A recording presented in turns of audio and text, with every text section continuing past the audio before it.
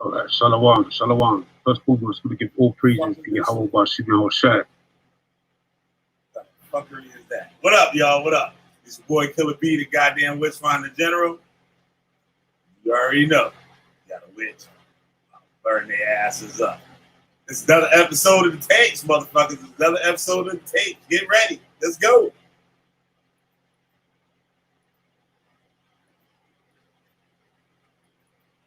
You real chef, I'm gonna put you on stage. Why don't you do this part right here? I'm gonna put me one more time here. What part? Do this shit right. It's another episode of the Tapes on the morning show. The morning. This shit. It's your brother Jock. The goddamn motherfucking morning show. The goddamn morning coffee. That's it. Morning coffee with Chris Harris and Killah Bee. Goddamn it. Featuring the Tapes number 25. Let's get at it. All the fucking stuff up. You real chef, I'm gonna put you on stage. Why don't you do this part right here? I'm gonna put me one more time here. What part? Just take that right there. Act like my man takes my spot right here. Do this for me one more time. Word. It's your brother Jock. Welcome y'all to the event feature. Take time away and travel your galaxy. Jeremiah Jr. done fucked up and did this shit. Tell you about being high, live streaming. Give the wicked with a well-placed stone. No need to fortify. My abyss absorbs your home, your zone, your clones, where you roam, and your brightness, and your robots who appear in my likeness. All praise to his highness. Melt you King Midas. Assemble troops like Titus. Hold it my dust. Our rust is reformed into the dust to which sons are born. So ill your temple liquefies. Mind Jim. Watch Loki dematerialize. Spiritualize the earth to crush flatbreads. Box of death is what the crap says. They don't know how own. They got con to shaving short. Oh, what a saving sport. Word into your dimension sport. Come find out why I'm TK. Telekinesis thesis reaches out in this way. The truth and the life in my sight. Build altars and view star light. Demolish altars who want to fight. Then bow before Malaka's adopt. He warned me of sorcerer cops who beard chop and sell poison crops. Watch, I kill my own self before the heart. My degree is enterprise chart. Enter eyes like gleam off a sword. Set on fire, you're my Ali Lord. Sun Tzu gave me that. They plundered the map over ravines, down the creek. Horses and streets, Nordic meat has a woolly coat. Saw jab fight, taught him to throw a rope. Too many drown in books, lose hope. I realize I'm sober. My self-knower is a soldier who told me he is the torch, smolder. To reach the field and do it backwards. That is, reap the field and smolder the torch is he who told. Y'all crash like Steve McQueen. Lift the myth on your money team. Killer priest, traverse dreams. Sniper warnings of killer bees. Oh, about that situation. Switching hand placement. Grandma is ancient. She gives thanks and tell you about Joseph. Told them to wait outside in this. Yaakov gotta be about father business. Share it as the meek shall inherit.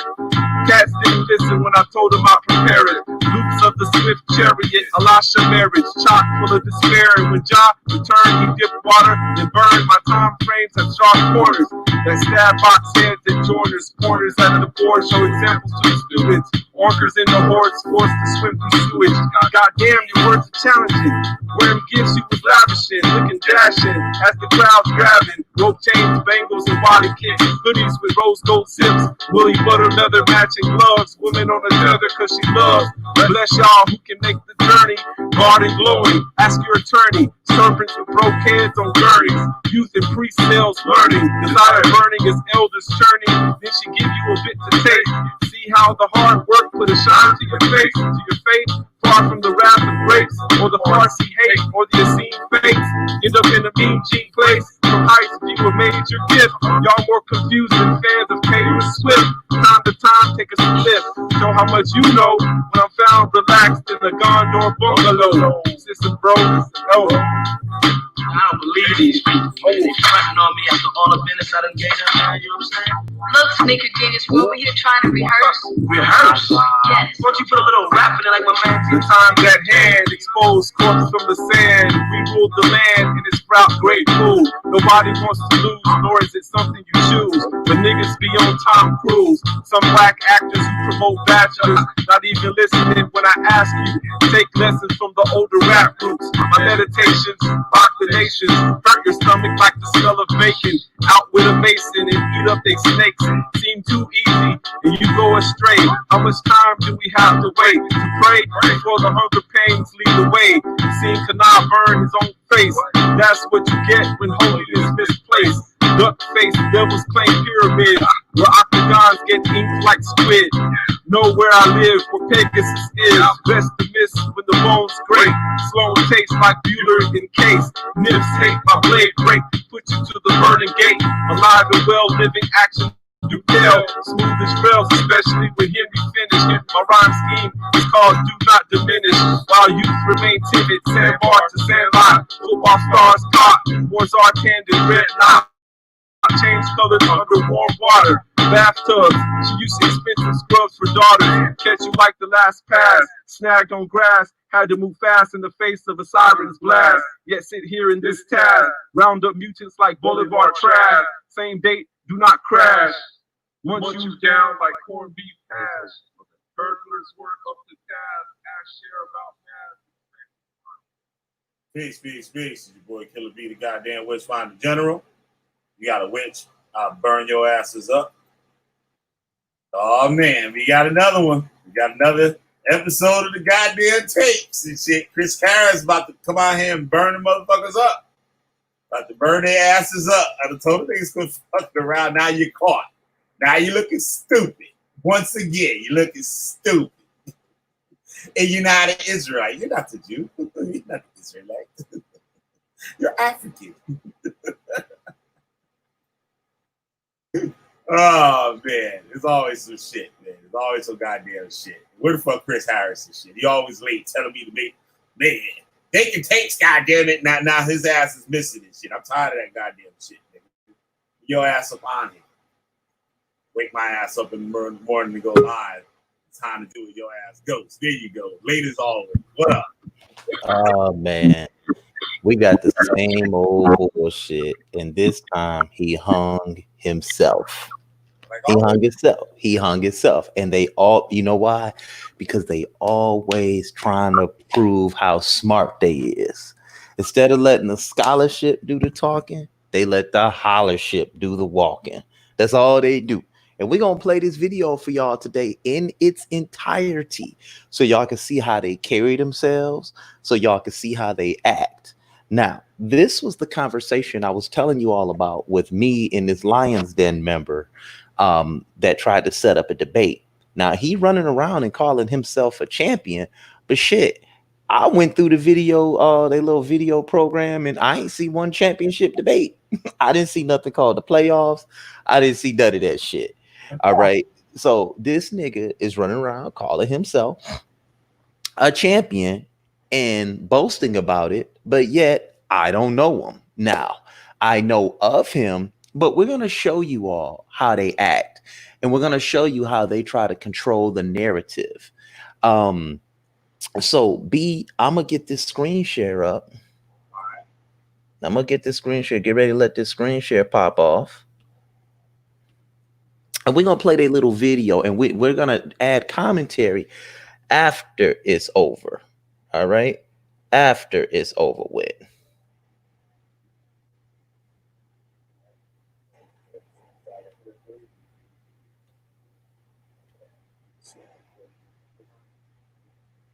All right, here we go. Okay. So what we're going to do now is we're going to play this video.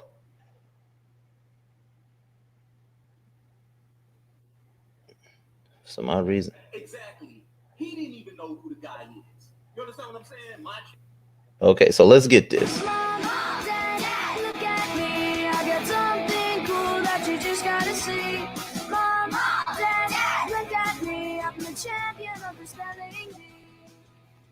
Mention there was a champion over there, and he was saying that, well, how about the champion from SVDL debate the champion in the Lions Den? This is what he was suggesting. So I don't know who this guy is. Solar. Exactly. He didn't even know who the guy is. You understand what I'm saying? My champion. Who's your champion? Yeah, my Yah. Please say the Yah. Yeah. Shalom. a fucking idiot. Now, they didn't even make a championship belt. He photoshopped the damn WWF belt or some type of heavyweight champion belt and put the name in there using the computer. But maybe they do have a championship belt. Maybe they do. I'm not saying that they don't. All right. But I need to see your championship debate, your pedigree. But let's keep going.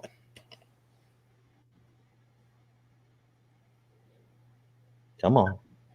I'd like to welcome y'all to the mind of a repentant sinner. Yeah, a place where we can deal with social issues. Yeah, I appreciate you giving me a moment of your time. Hold up. More official, so blow the whistle on social issues. So pass the tissue to wipe the blood when the police hit you. I'm in the grave and brothers claim they really miss you. Flattering words and tend to wish you would go to know. But I'm alive to the well wishes they turn to fight. You're not a friend, so snakes run when they see the light. Until we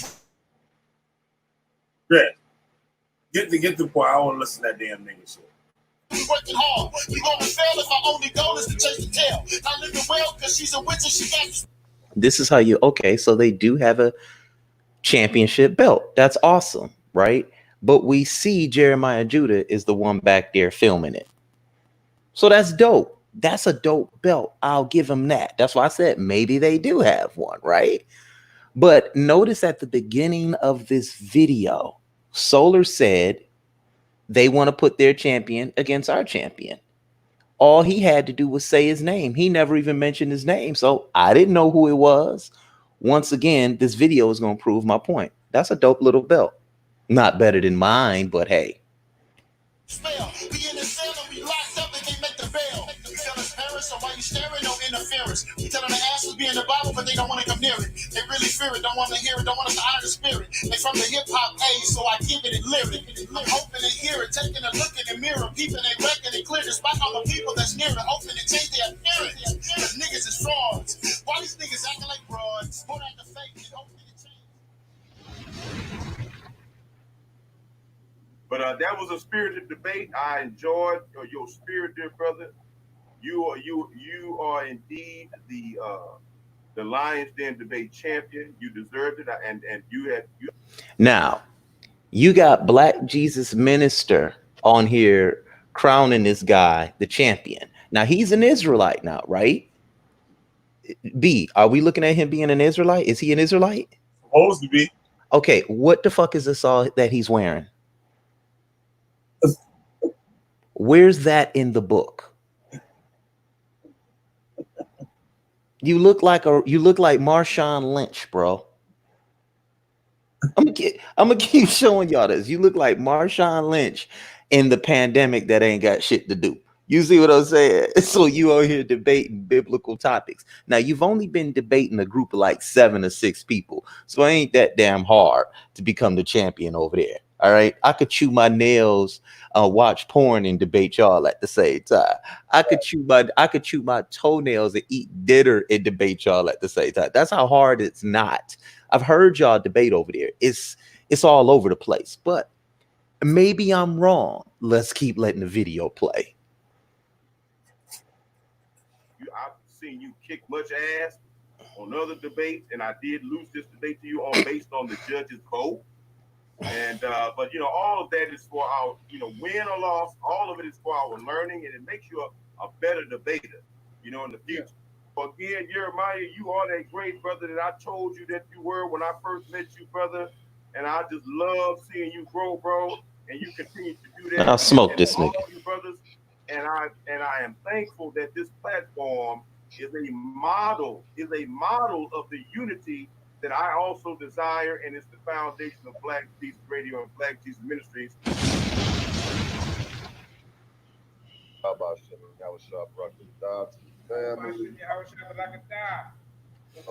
Y'all see that dude that it just showed with all that fur on his face?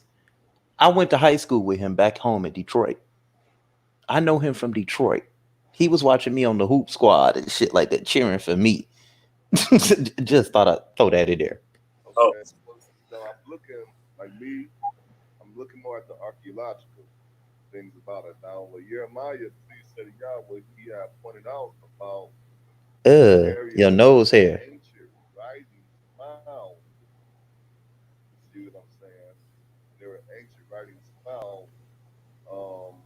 This is something I've discovered before. He got a bandana around his head like Tupac. That nigga every bit of 40-something years old and shit. He got a bandana around. That's a man. First and foremost, man, all gratitude to the ancestors for allowing us to be here right now. Okay. Off the dribble. And I want to say this in all honesty. Jeremiah, my brother, shame on you. Shame on you, Jeremiah, for even taking this debate, lowering your level of biblical scholarship to even entertain this fuckery and foolishness. I love Mugabe. Dude brought to the motherfucking table. This is a family. I love Mugabe. I love Mudawa Mugabe. I love his spirit. I love it. I'll insult these motherfuckers every chance you get. Just lay into their ass.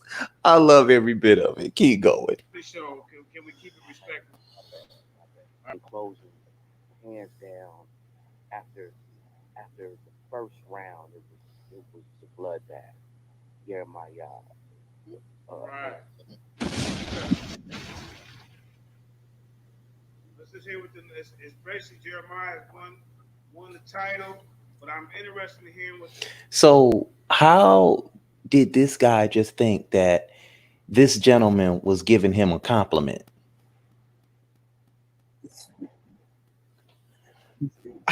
Where did he hear that at? He was just insulting you, and then they froze frame Jeremiah all of a sudden. Like, come on, man, get out of here. So I guess this part is proving that he's the champion, but all of this is all for naught because I never knew he was a champion, like I said. So goes to show you what all this means, but I'm gonna continue to let the video play. Ancient writings, no fucking ancient Hebrew writings found. We still waiting for Michael Edwards to show us the original Hebrew script. Let's keep it going, B. But the last judge, True Heart, go ahead and speak on it, family. Yeah, I'm gonna say it was on Florida Zip because when you And if you debating Black Jesus Minister, that ain't hard. It's about scholarship, man. You debate, you gotta pull up stuff, you put a lot of artifacts, and then he did a lot of stuff when he came up with stuff. He didn't come back and talk about nothing that he said. So I give him a for that because he made his point and then bumped a lot of stuff, just like the Negro. Man, I heard about that years ago, and that guy. Right. So I was surprised when he kind of put that up, but Back up a little bit. You and D1 did a great job. All the way. Respectful. Okay. You brothers show poise. You were cordial to each other, and the people spoke. I saw the comments. I saw the numbers. People spoke. No, you're not. The platform is always open to you, as I always tell you. Yeah. All we can do is make a phone call. You got the number. You want to come and get busy. The platform is yours. That's right. You know what I'm saying? The champ still got his belt, as far as I'm concerned. But I'm a new that migration. All right.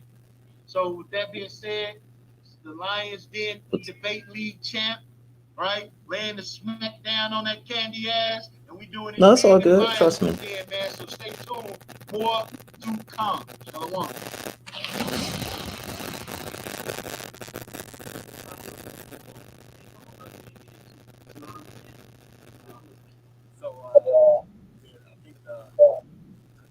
think the guy in Lions. Back up one more time.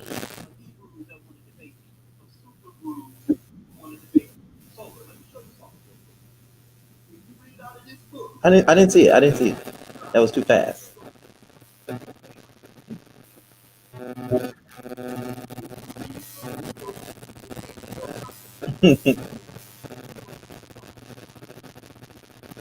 Yep, sir.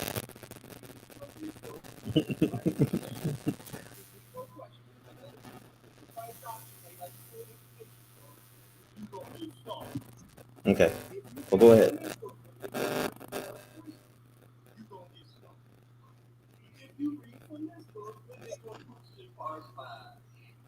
just start. If you read, hold on, if you read from the book of Josephus or any of these little Hebrew Israelite doctrines, you don't get started. So all you got left is the King James Bible. I gotta get that to you. All right. Bad feedback. Say that they just some mistakes and they believe that they don't try to come at me with history. I'm like a savage. Okay, now y'all hear right there. They start putting up there. Who is this guy? No one knows, right? ZRS Radio, Debate Talk for You, Torah Night. Everybody in this community knows of me, right? B knew about me, right?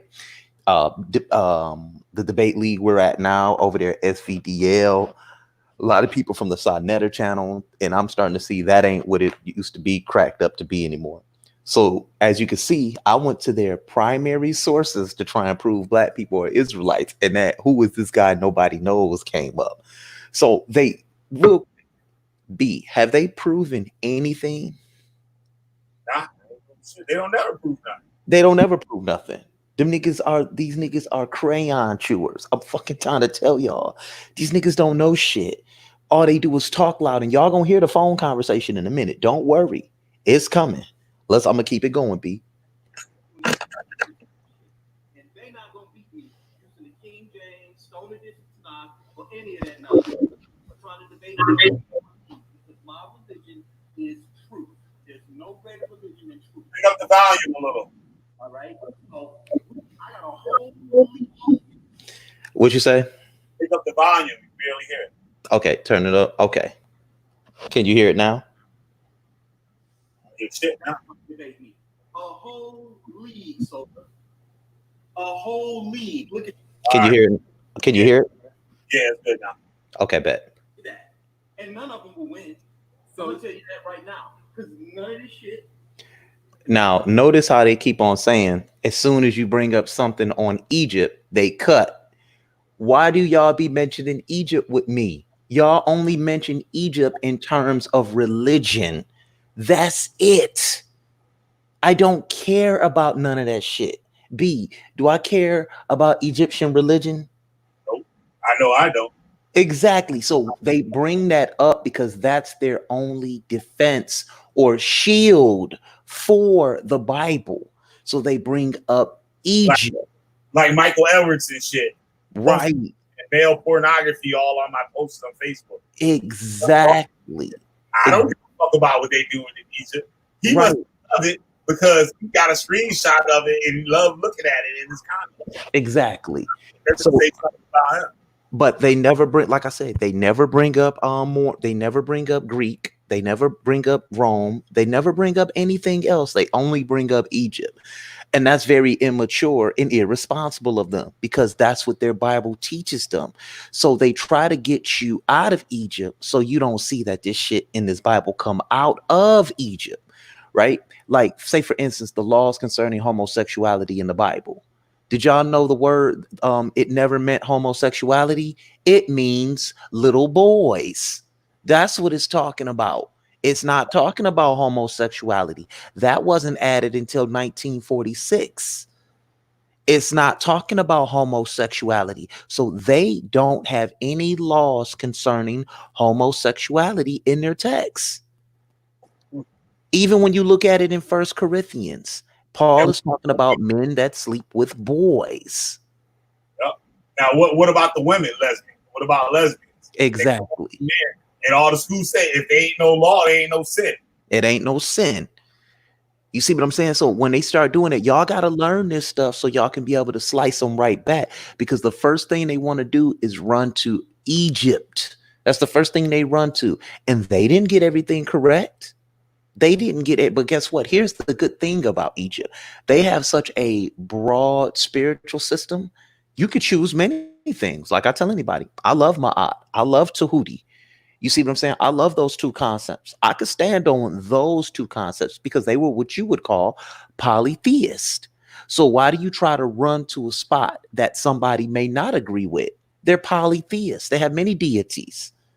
There were some people in the priest didn't agree with certain parts of it. Go look up the difference between Set and Asar, how Set was worshipped in the earlier dynasties. But see, they don't understand. So what they try to do is point to a dick and say, "Ew," right? But they don't even point to it in their own text. The phallic worship that's in their own text. I mean, Abraham is erecting pillars. What do y'all think those were? Matzabahs. They were obelisks. What does an obelisk represent? A phallus. And ain't it ironic that matzabah, masturbate, masturbation, masturbate, it all sound the same? It sounds the same. And Jacob anoints it with oil? Fuck out of here. That's phallic worship. But we're not going there because that's not what this show is about. This is showing their ignorance. James Cassell, I'm not worried about at all. They want to debate on Israelite platforms. They don't want to come to a universal platform and debate. They want to stay over there in their little spot so they can interject and vote for their people. That's what they've always done.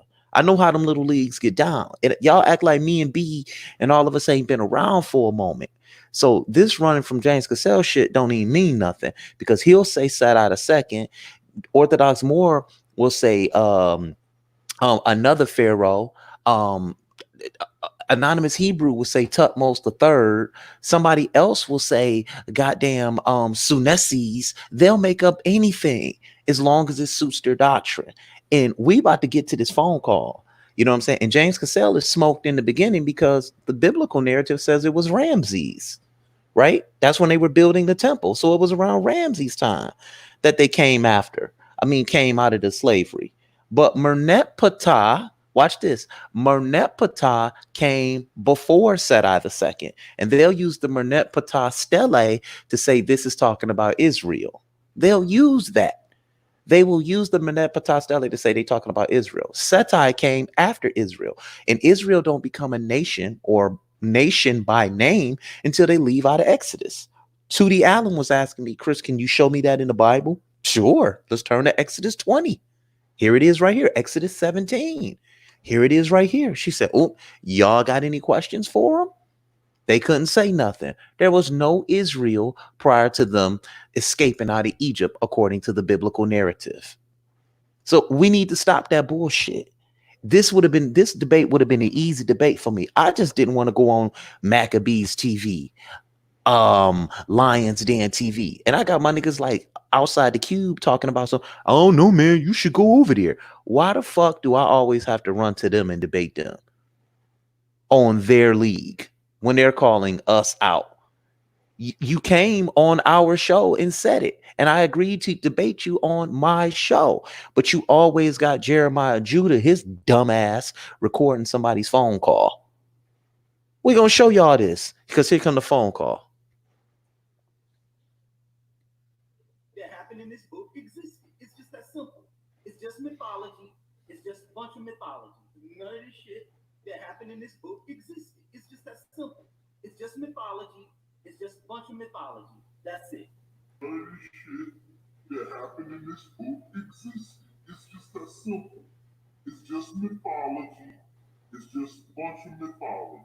Everybody else wants to smoke, they can come on up here and get it too. You know what I'm saying?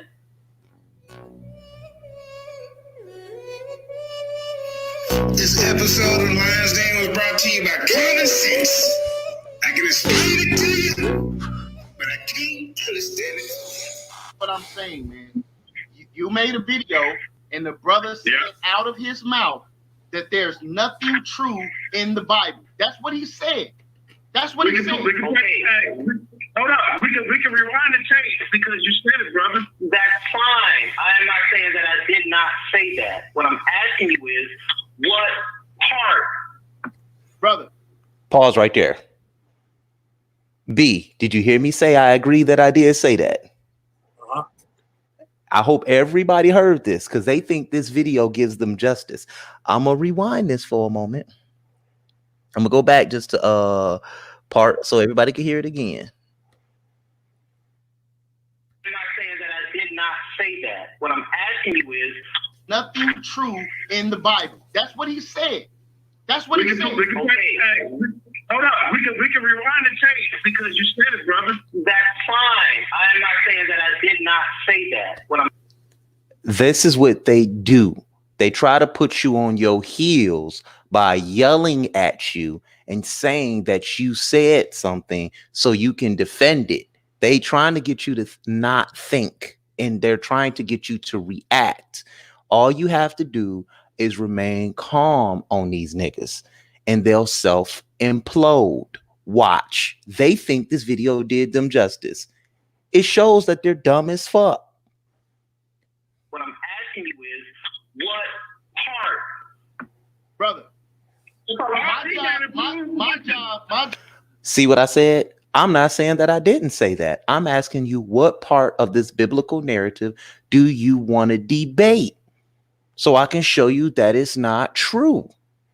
And notice how he got quiet, and that had to register in his mind. And he said, brother, because he knows he just wants to keep it broad instead of just narrowing it to one topic. If it's true, you can go to any topic in this Bible and show me how it's true. B, am I wrong or right? You're right. Okay. My job. I'm not talking to you, Jeremiah 7000. I'm talking to your so-called champion. Just let me talk. You got the so-called champion. Okay, Solar. I'm gonna give this conversation 5 more minutes because we have. My patience is kind of short. Let me make it clear, bro.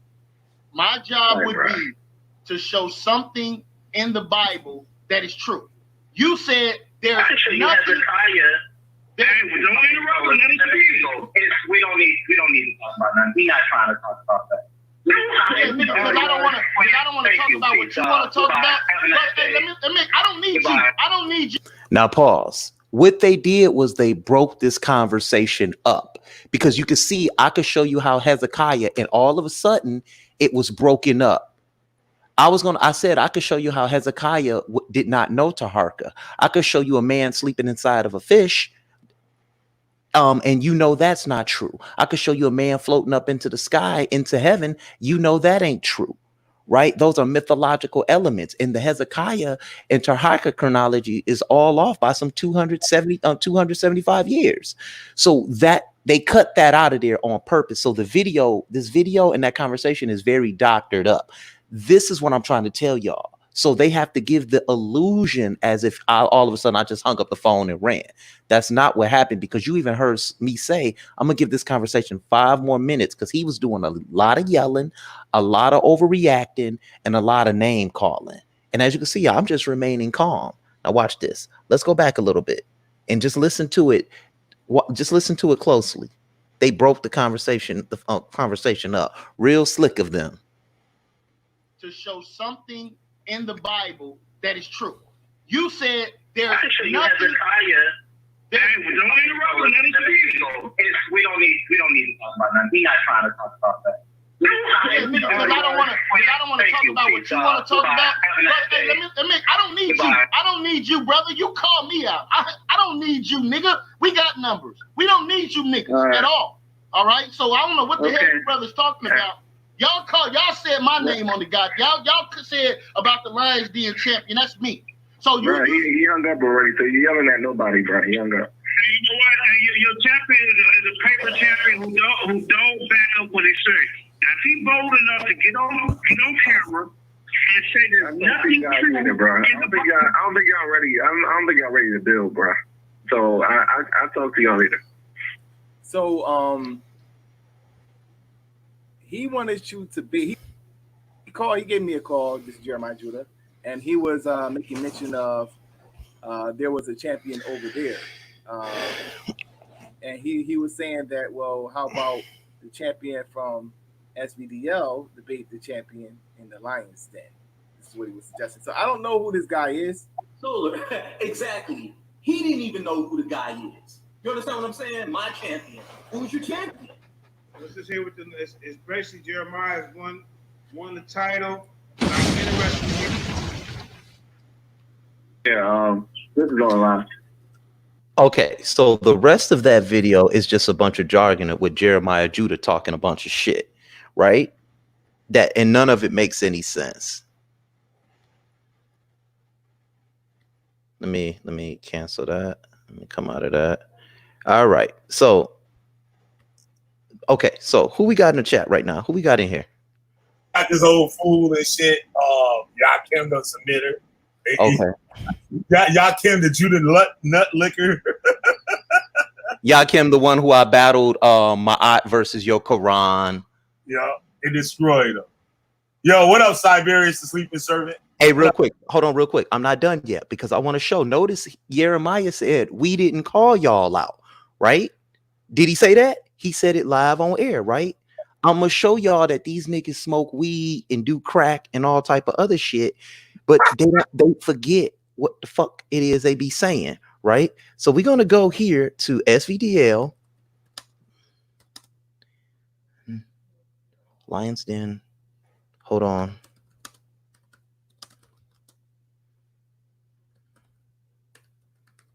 Let's see if we lying here. Okay. Okay, so I'm gonna go to screen share again. Get me up. Ain't on there yet. Okay, boom. What'd that say right there? I think, wait, hold on. Shit, the Lions then calls out Dark Side. Some shit. No. Hold on, I got it right there. Yeah. What'd that say? The Lions Den takes over SVDL. And just to show you that they full of shit, here it is on SVDL Live. They came right over there, and it was what? April 15th. They did that shit.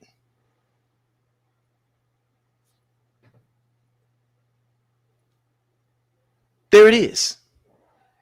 They came right over there before I even called them out. And on April 15th. There it is right there. Them niggas smoking dope. They forget what they did. See, it's not no fun when the rabbit got the gun. And this right here is the dumbest nigga I've ever talked to. Even Sonetta said you was the dumbest motherfucker that you ever spoken to. But see, I woke up that Saturday morning, like I said, and everybody was on there saying Jeremiah Judah calling you out for a debate. Then you send him after me. Man, get up out of here, man. You make a fool of yourself. Go ahead, B. Yeah, go ahead. You got this. This is your shit. No, so there you go right there. There you go right there. That's, to me, that's end game. Even that video that y'all set up there and played, all it showed was you acting a fool. You and your man's acting a fool, and you secretly recording conversations. I guess you thought that was going to make me look bad. But see, what y'all want me to do is just say, this is what I believe. I don't have to do that shit. That's why y'all only, if you're a Muslim, you talk about Egypt or Africa. If you're a Christian, you talk about sin. If you're an Israelite, you talk about Egypt. But don't none of you motherfuckers talk about Greece, because there's a Greek influence in all them books, and there's a Roman influence or Latin influence in all them goddamn books. And y'all don't even know it because you're too stupid. So what they tried to do was freeze frame what I said when I stated ain't nothing in this book true. Show me, let's pick a topic, what you think is true. I've already debunked the Exodus. I've already debunked Noah's Ark. And if you debunk Noah's Ark, technically the whole goddamn book is debunked because that's where Shem came from. And I've already proved there was no man named Shem that came, because there was no boat that a nigga named Noah steered. It's just that simple. We don't have to keep playing these stupid fucking games with these Near Eastern Bronze Age texts.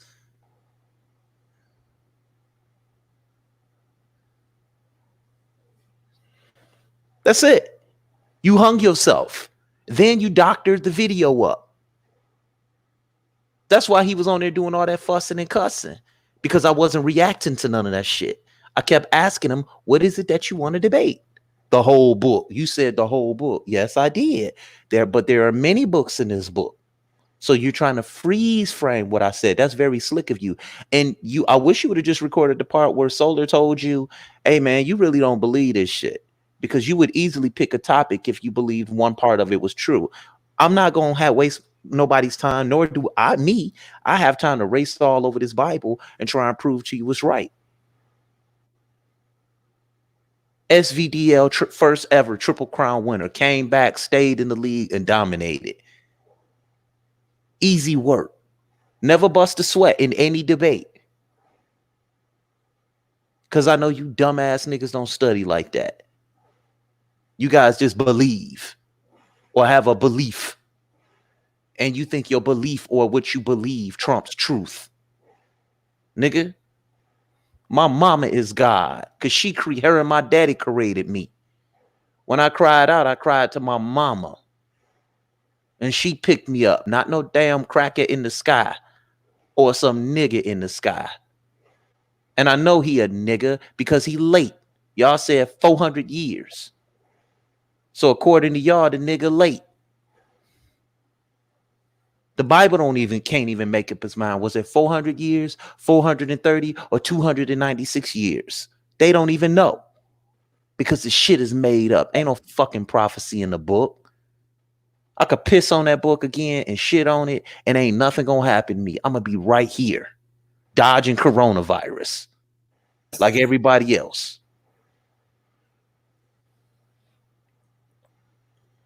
Coming with that weak ass shit. Y'all can go over there at that channel and listen to the rest. We've given them a little bit too much. Here, I'll say 1,000 times. David didn't exist. Solomon didn't exist. Abraham didn't exist. Jacob, Ishmael, or Abraham and his 3 wicked ass sons. They never existed. None of them. None of them. So you hung yourself on that shit. And like they always do, they make claims. They make claims that Chris is lying. But here it is in a debate. They can't even prove it. Just like this young man on this panel they tried to do against me with my op versus your Quran. Go ahead. Tell everybody why you're mad, guest speaker.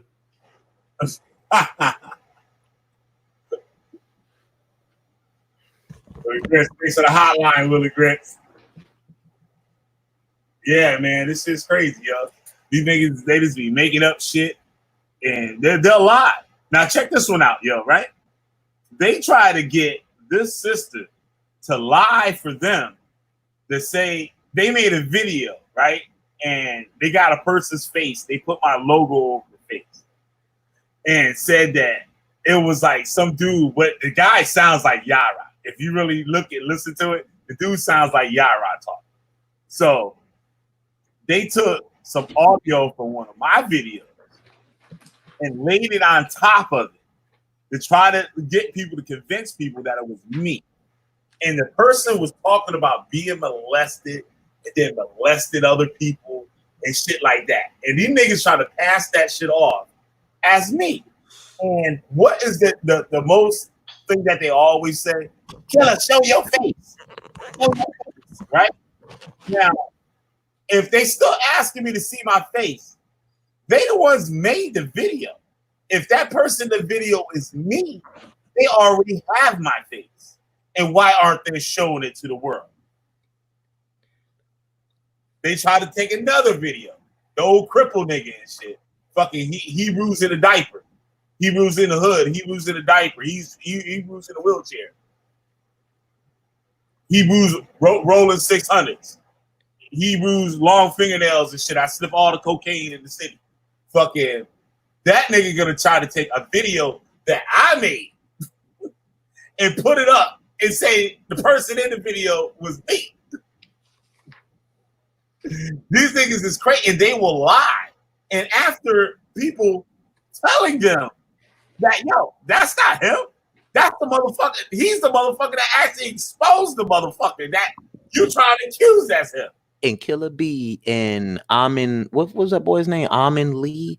Those were 2 different people, completely 2 different people, and they knew it. And they knew it. So what part of the Torah is that okay? What part of the Bible is it okay to bear false witness on somebody? And they supposed to be elders of Israel. No, they elders in their own mind. Did none of that shit exist? Siberian's crazy. Fucking and he fucked my whole thought up with that comment. So goddamn, I'm lost track of what I was saying and shit. God damn it. What up, Black and Black? Yeah, man. So like these niggas is like making up shit. Oh yeah. He was in the hood supposed to be a priest. Show me a crippled priest in the Bible. You ain't gonna be able to show that. They ain't even allowed in the temple. Shit up right now. I retire my shit. Show me a crippled fucking priest. Stop saying crippled though. Just don't say that. What's shit? Better to say it. What? Handicap better? Which one? I just keep that shit 100. I was 100 motherfucker. He had nerve to talk all that shit, calling niggas gay and calling niggas this and that and shit. But he's sitting at home in a shitty diaper. Gimpy, there you go, Gimpy. So he's sitting at home in a dirty diaper. He's supposed to be a big homie. He ain't got no gang sisters over there washing his ass every day. He ain't got nobody over there to change his diaper or his little shit bag or whatever the fuck, right? He probably sit there and shit all goddamn day with a long ass dirty fingernails and shit. And I told him and shit, if a nigga got long fingernails like that and he consider himself an Israelite, it could be only three things. Shit. He's on cocaine in the city. And let me say this real quick. Let me finish. Okay. Or two, he ain't taking care of himself and ain't got nobody to cut his fingernails and shit. We need to start a GoFundMe for that nigga for a CNA or something to fucking clean his goddamn drawers every goddamn day. Or three, he doing some extracurricular homosexual activities off the camera like he's accusing other people. So Hebrews rolling 600 fucking Hebrews in the hood. Hebrews in the diaper and shit. Hold that motherfucker. Go ahead, Chris Harris. It's all you. Yeah, you made me forget what I was gonna say, but when you're listening to Jeremy, the terrorist. Yep, the terrorist. Who told everybody to start killing police officers. Yep. Right? When you're listening to this fucking idiot, because that's what he is, he's a fucking moron. He complains about one thing. See, they don't believe in the Bible. No.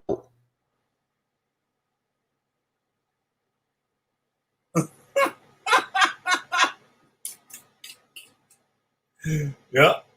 Niggas is crazy, yo. Niggas have lost their shit. Chris, you still here? Oh, okay. Can you hear me? Yeah, I hear you. I hear you now. Okay, cool. One more time. The burden of proof is not on me to prove your Bible. It's on you. So even the Christian apologists invented a new term, and it's called being a minimalist. And they say people that don't believe the Bible try to minimalize the events that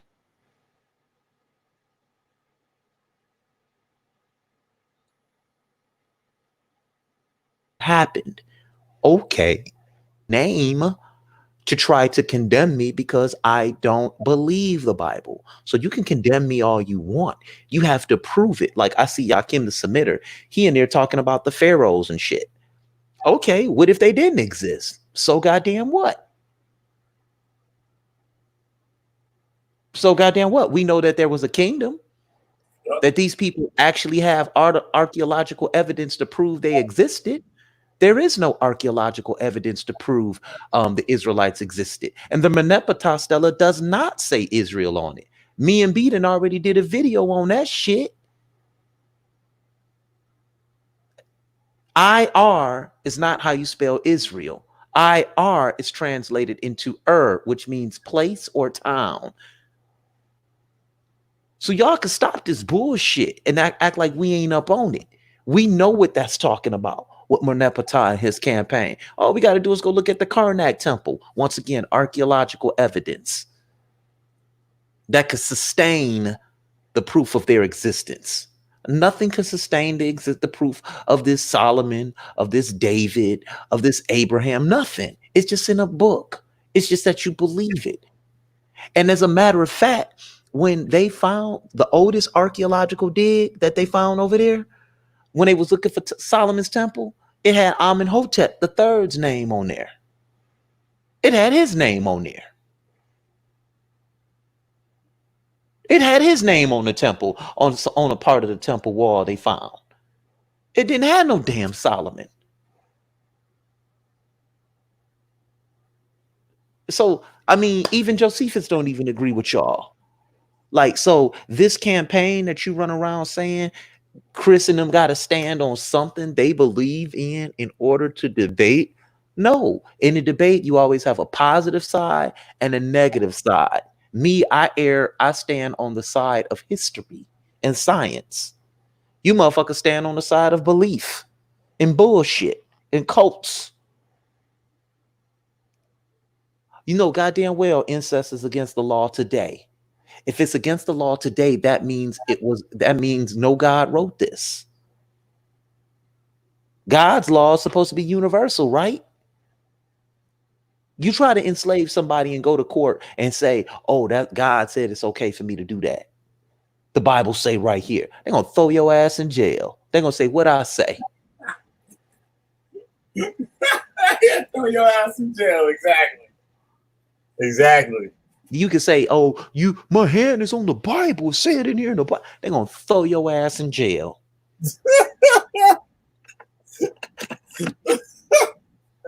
Anyway, if one of these niggas had a slave and shit, they couldn't even take care of that motherfucker.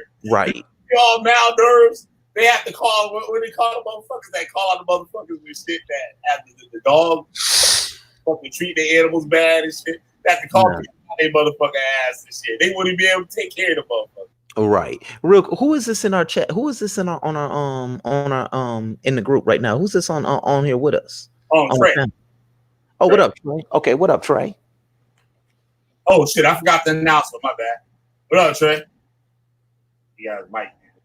Yeah. So, like I was sitting up there saying, the fact that this brother tried to make a video and doctor it, it just goes to show you that you don't even believe in this book. You guys look for an advantage when reading this book. Once again, this is called cognitive dissonance. Hold on, let me pull this up one more time for you stupid motherfuckers so y'all can see what the fuck it means. I appreciate you, brothers. Who was the sister on here half naked? I appreciate you, brothers, taking time to air all this mess out with these weirdos. Oh, okay. Never mind. There's Lacquer Black, yo. She lit, yo. For real. She lit. She lit. You gotta check out her channel. Okay, I'm gonna check it out. All right, so we're gonna deal with cognitive dissonance here, and I'm gonna pull this up. You know what? I think I got a picture of it. Yeah, I got a picture of cognitive dissonance. All right. Yeah, hold on. Let me look real quick, B. I got something in here with cognitive dissonance.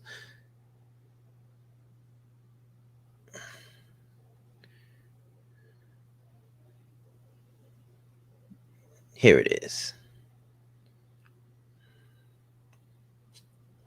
Okay, here it is. Let me pull this up in a minute. We're going to see what cognitive dissonance is.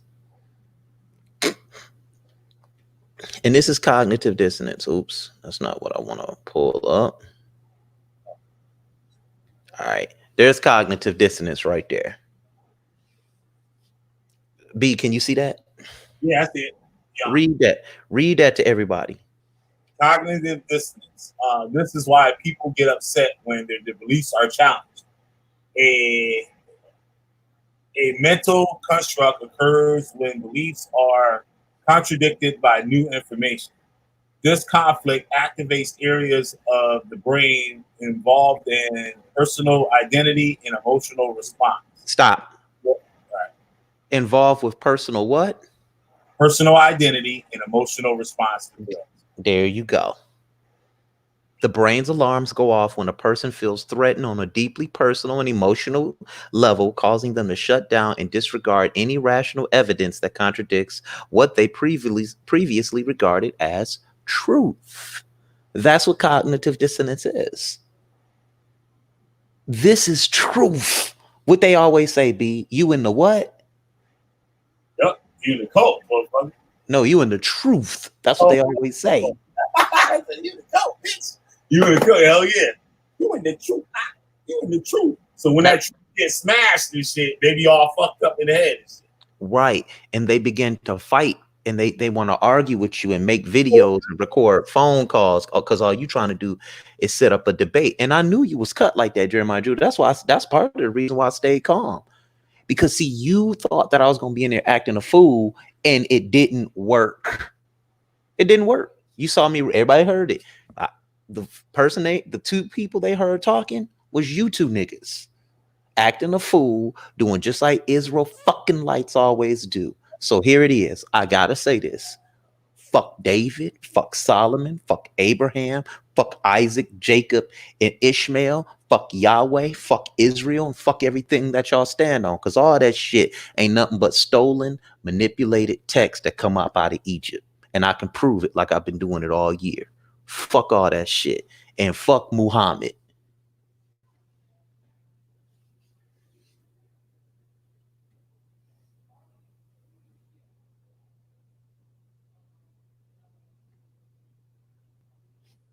Nah, I said it. Siberius the sleeping serpent, he says, that is called malum probitium tuum, prohibitium, not the true right and wrong. I have a malum and say tatted on my arm, which is something that is wrong in itself.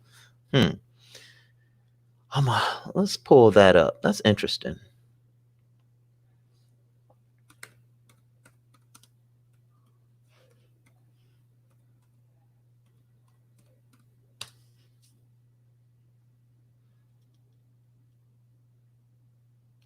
Okay, so malum prohibituum is a Latin phrase used in law to refer to conduct that constitutes an lawful act only by virtue of statute, as opposed to conduct that it is evil in and of itself. Interesting. I like that.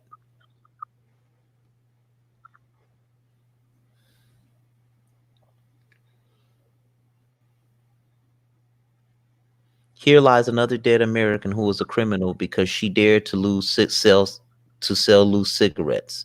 To have the wrong date on this. Okay, I don't feel like reading all that. I'm not gonna get into all of that. I'll get into all of that. Are you still on the screen? Huh? Am I still on the screen share? No, I'm not. Oh, no. okay. No, not at all. So that's how I feel about your biblical doctrine. It's nothing but a bunch of biblical bullshit. Here it is. The book shits on Africa every chance it get, but it doesn't say anything bad about the Romans. It doesn't say anything bad about the Assyrians. It doesn't say anything bad about the Persians. It doesn't say anything bad about the Greeks. It doesn't say anything bad about anyone else but Africans in this book. There's a fucking problem with that. There's a problem with that. There's a problem with that. And if you can't see that it's shitting on one group of people, and that this same goddamn book, they use this book to incite slavery and racism throughout the fucking world, then you got a problem. There's a real problem with you. And the only thing you can cite is say Jesus coming back or Yahweh Shai coming back to set it all straight. There's something wrong with you. There's something wrong with you. There's something wrong with you, man. Wrong with you. Yahweh Shai gonna come back and save all of us. No, man. He coming back. That shit. Save all of us. Brother, Yahweh Shai. Yeah. Look, you hearing these niggas on the corner, standing out there on the corner in the middle of a fucking pandemic.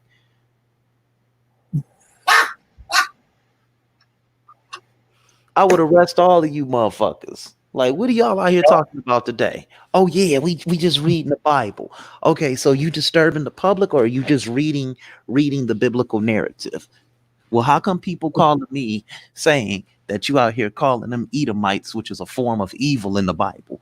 Because that's all it means. See here, don't show me nothing in here trying to indoctrinate me. All right, I'm gonna ask you all again. If I catch y'all out here insulting people as they walk by, I'm gonna come by. What about freedom of speech? What about it? You can speak freely all you want. You're right. You have a freedom of speech. But if you disturb the public with your freedom of speech, I'll be back to arrest your ass and give you an $800 ticket. How that sound? How about that? How about that? Yep. And then let me tell this story. Yeah, go ahead. Go ahead. My bad. No, you got it. Go ahead. The story I witnessed like years ago when I was in IUIC, right? We be on the goddamn corner and fucking in the Bronx, right? Screaming our goddamn head off and shit. These motherfuckers, the white man going into slavery, fucking all this fucking shit, right? And what niggas would do when they would say things just to get attention. So like if an Indian person walked by, right? They bring it up Elam and the damn Indians and all this shit. Now if a woman homosexual pass by and shit, they're gonna bring out some homosexual stuff and all this shit, right? But this was one day, it was like 110 degrees out that bitch in New York City. 110 degrees is different than being out in the woods at 110 degrees. 110 degrees in the city, you got all them bricks baking. That shit like an oven. There ain't no air passing through or nothing because you got all them tall ass buildings blocking all. So there was a fast non-mandatory fast and shit, right? Brothers wasn't drinking, eating nothing, right? This fool out here screaming his goddamn head off, and his hot ass son ain't gonna pass the fuck out. In the ambulance that used to sit across the street with the white lady and the Indian dude, right? They would sit there and be listening to it. So they see them sitting there and they talk about Indian people, talk about white people. This nigga hit the fucking deck. This motherfucker hit the ground, fell like a sack of potatoes. Here come the ambulance. Motherfucker pulled up. And everybody carried the nigga in the back of the ambulance. Now you were just talking about these motherfuckers. And the people was so nice. And I was like, yeah, we out here, we listen to you guys all the time. And ain't shit, paying no attention to y'all. Another word. Yeah. Yeah. And same. The same motherfuckers they talking shit. Paying they no out there trying to save them. And these motherfuckers and shit, it is like, it is unbelievable. Unbelievable. And they sit there and talk about them people. Now they looking for them to save that nigga life. And that stupid fool didn't want to drink fucking water because of the goddamn Coke. I was like, you's a stupid motherfucker if you don't drink that water. And that's what the Coke leader was doing. Mm-hmm. Like he ain't had nothing. Remember when old girl said live on tour nights that you not allowed to take showers on the Sabbath? I said, where you see that at? Where you read that at?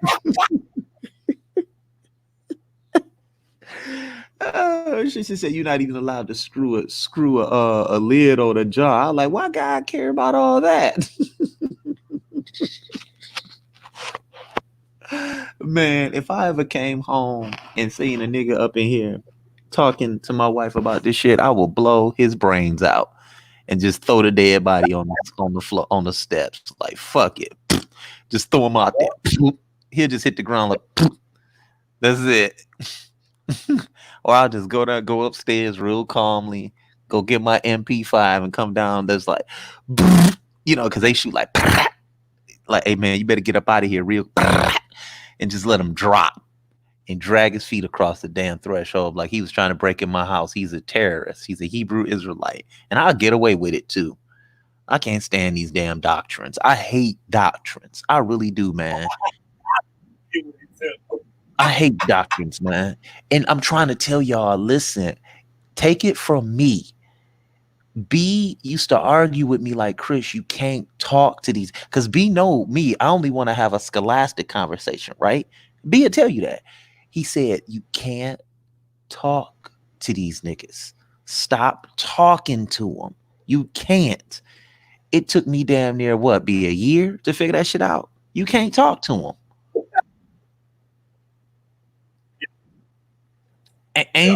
Angel Ramos, he done went deeper and deeper into that sunken place called the Bible. He calling it the Tharawad now. I'm like, where y'all get that language from? But they changed the language because they don't want you to start recognizing that this language has a parent language or a parent tongue. And when you begin to break down these words in this so-called language of theirs, you begin to see it's all Egyptian. It's all Egyptian. Okay. You got Trey back up on here. What's up, Trey? He just takes that the ass away from me. What you saying? Siberia's the stupid serpent. When you was talking about, I said you ain't supposed to wash on the Sabbath and shit. He said, "Get your steak Sabbath ass away from me." Oh shit, yo, that shit's crazy. This next to godliness, yo. Mm-hmm. Yeah. Trey, what's up, Trey? Something wrong with his thing. No. I just had it on mute. I'm just gonna roll out. What's up, people? What's going on, Trey? What up? Man, just tuning in. Get some of this nice, tasty ass coffee. You know what I'm saying? Hoping that it might be too bitter for some people. What's good? What's going on, family? Shit. Yeah, I see y'all still just shitting and vomiting all over the place. Man, yeah, that's what we always do, man. And then earlier you admitted to it. You said, "I'm gonna tear that shit apart every chance I get." I was laughing my ass off. Hell yeah, I'm always tearing this shit down. You know what I'm saying? So I'm up here. I was doing some research on Leviticus 18 and 22. Now check this out. Leviticus 18 and 22. It says, "You shall not lie with a male as with a woman. It's an abomination." Right? Now, when you really do some research on this is talking about sex with young boys. It's not talking about homosexuality. So there are no laws in the biblical text concerning homosexuality. You see what I'm saying? The word used there is the excuse me. That's why that word. Oh, that's big time. That's big time, bro. That's that's a big one. If you finna start picking apart their Torah and say that that's not what that mean, boy, you finna have some fun. You finna be rocking and rolling for a minute. No, because check it out. Now the word used in the Greek is arsenokotai, right? Even Paul used it in the New Testament, and that's only talking about little boys. It was not added until 1946. Homosexuality was not added until 1946. I'm gonna read this article to you all real quick. All right. And it says the word arsenokotai shows up in two different verses in the Bible, but it was not translated to mean homosexual until 1946. We got to sit down with Ed Oxford at his home in Long Beach, California, and talk about this question. And it says, "You have been part of a research team that is seeking to understand how the decision was made to put the word homosexual in the Bible. Is that true?" This is what the editor is saying. Yes. It first showed up in the RSV translation. So before figuring out why they decided to use that word in the RSV translation, I wanted to see how other cultures and translations treated the same verses when they were translated during the Reformation 500 years ago. So I started collecting old Bibles in French, German, Irish, Gaelic, Czechoslovakian, Polish, you name it. Now I've got most European major languages that I've collected over time. Anyway, I had a German friend come back to town, and I asked if he could help me with some passages in one of my German Bibles. Hold on. Hey, do me a favor, Chris. Yeah. Can you please, when you're done reading, hold your thought. When you're done reading, can you go please pull that same passage you just talked about in the CEV version? You can pull the CEV up online. I want to see what the CEV say, but go ahead. Okay, cool. No, and it says, so we went to Leviticus 18 verse 22, and he's translating it for me word for word. In the English, where it says, man shall not lie with man, for it is an abomination, the German version says, man shall not lie with young boys as he does with a woman, for it is an abomination. I said, what? Are you sure? He said, yes. Then we went to Leviticus 20 and 13. Same thing. It says young boys. So we went to First Corinthians to see how they translated arsenokotai, the original Greek word, and instead of homosexuals, it said boy molesters will not inherit the kingdom of God. This is the breakdown of this stuff right here. All right. Hey, Chris. Hey, I'm gonna have to give you my breakdown on all the homosexual emperors of Rome, man. It's a dope ass breakdown. It's pretty much all of them. Pretty much all 25 of them. Mm-hmm. But like, yeah, that was the thing in Rome at the time.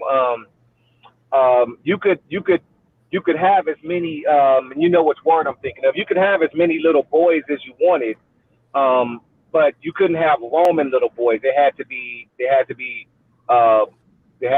little boys of other nations, and then they could have those for as much as they wanted. Right. And this is something that's global. I'm gonna do a presentation, but I just got so much work and research I have to put together. That shit gonna be like a 4-hour fucking video on that shit in Africa, on that shit in Japan, on that shit in Native America, and a lot of the customs and the way that they go about it is all this, like with a lot of like warriors. Like there's a bunch of tribes in Africa and stuff. The warriors and stuff, they would take little boys. In Japan with the samurais and stuff, the samurais would take little boys. You know what I mean? In like Native America, they would see like a person is like in between, like he's a boy, but he don't really like doing boy shit. So they would put, or a woman, vice versa.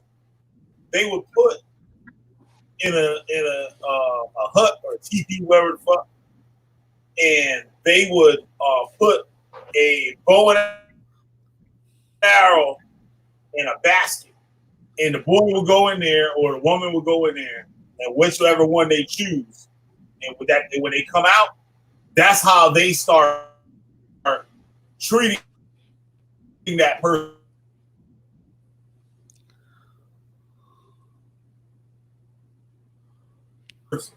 So if a woman, shit, it's crazy shit. A lot of crazy stuff. But yeah, I'm gonna get to the bottom of that shit. I'm gonna knock all that shit out. Niggas gonna be mad at me. But for you a bitch. You gay. You're gonna be mad as a fuck. Mad as a fuck. In ancient Rome, if your little fuck boy was prominent enough, and if you was a prominent enough emperor and you died and your little fuck boy died, he could be deified, basically made a god too. So you got actually homosexual gods that was deified, made God Christ-like in Rome. Homosexual little boys that got deified as long as they was prominent enough. Yep, and that's true. So when we look at, I want to go to you called it the CEV version? CEV, the Charlie Echo Victor, CEV. Okay, CEV before version. Before you do that, see, a lot of people don't understand. Like when it came to ancient Rome, they used a process to base. They used in the process of divinication. Deification was the process that they used to take a man and raise him from man level to God. And I just think that these are things that we should all know. They use deification They created different arcs, not only the Archetypus and some of the others. They used deification as the process of taking a man from man status to God status. But get that Leviticus and the CEV for us. And it says in the CEV Contemporary English version, it says it is disgusting for a man to have sex with another man. Okay, good. I just wanted to check because that's kind of close to that other. Well, this version is kind of close to that other version that you mentioned that starts with an R. So I just wanted to check.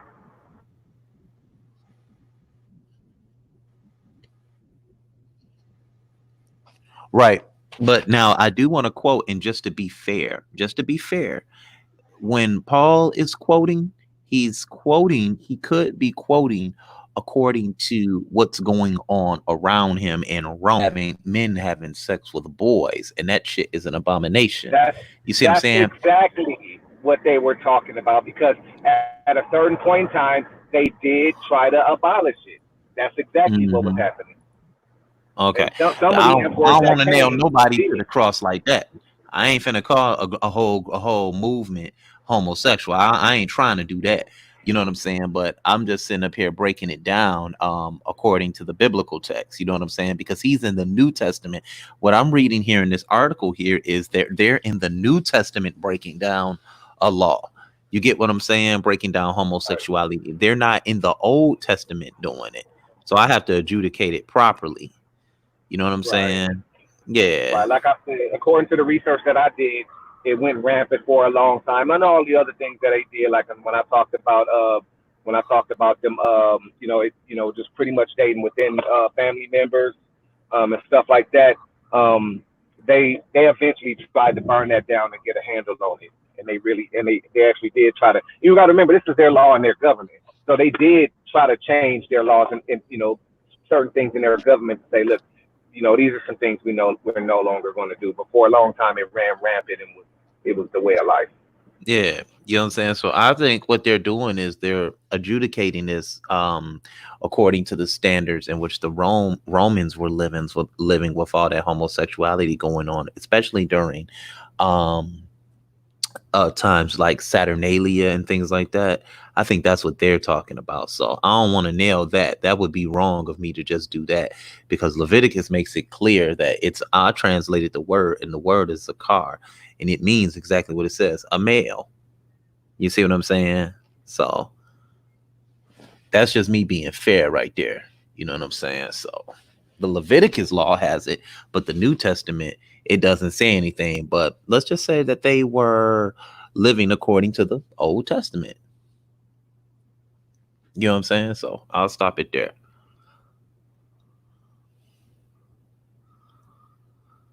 The Greek word means lying with little boys.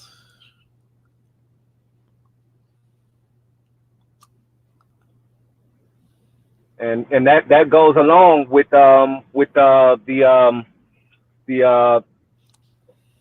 child worship to Molech too. That goes. That's what it should say. You know what I'm saying? To try to make it say anything else doesn't make sense, because pairing it up like the way that you have just done now, that pairs it up with with the child sacrifice. You shouldn't sacrifice your children to Molech. That fits better. Yeah. Yeah, you know what I'm saying? So, and even when everybody's dealing with that child sacrifice, that's what I always tell people. This is where the biblical narrative begins to contradicts itself altogether, because it says that they shouldn't sacrifice their child to Molech, right?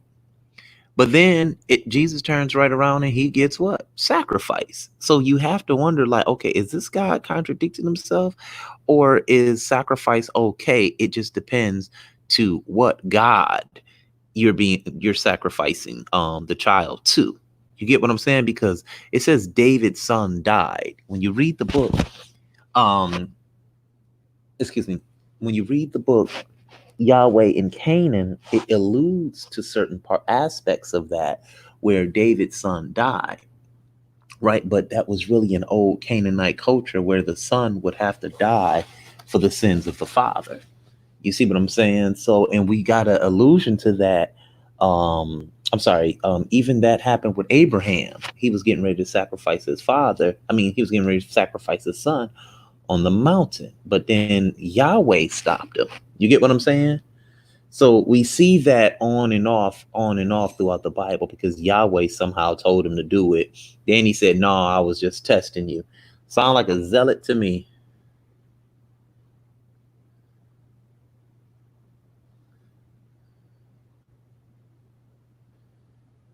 And I'm pretty sure before he began to sacrifice him, that wasn't no easy struggle. He just didn't tell them to lay up there. They was wrestling and tussling and fighting. You know what I'm saying? So they had to be doing some of that. Is everybody there? Yeah, I'm here. I'm listening. Yeah. I don't think he just said, "Okay, I'm gonna hop up on this altar while you got that big ass sword talking about you finna massage this crook out my damn neck with it." I don't think it was nothing like that. There had to be some fighting and tussling going on.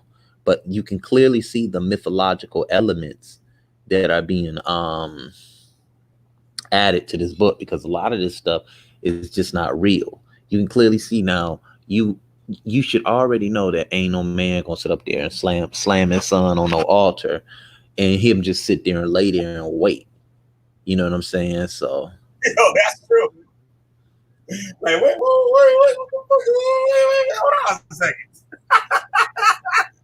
What? right. It was some fighting and tussling going on. You following what I'm saying? Like, why we kill you instead? right. You know what I'm saying? It was some racing around up there on that mountain, running around that altar and shit. You know what I'm saying? He probably threw a rock at his knee or something like boop. Yeah, right? Sprain that nigga knee real quick. And body slammed his ass on that altar like boom. Yeah, man. And the motherfucker was hearing demons in his head talking about some kill your son for me because like you got what the fuck you got a God for talking about some you don't love me enough, Abraham, you don't love me enough. That's homosexual and that's homosexual in itself. You got a male God telling another man you don't love me enough, kill your son. What kind of shit is that? Dude, all Yahweh does is cry and bitch throughout the whole fucking scripture. Sorry, I'm not sorry. All he do is bitch and cry through the whole fucking scriptures, talking about somebody don't love him. See,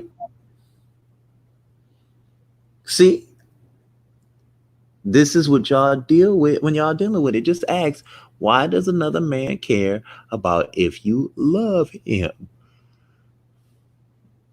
Nigga, that's gay. Y'all stupid. Y'all stupid. Nigga, it's gay. Like I don't get it. When I go back and read these texts, I'm like, what? Yahweh made man and woman in his image. How? Y'all stupid. Oh man. I can hear him now. You's a bitch. Hey, Chris.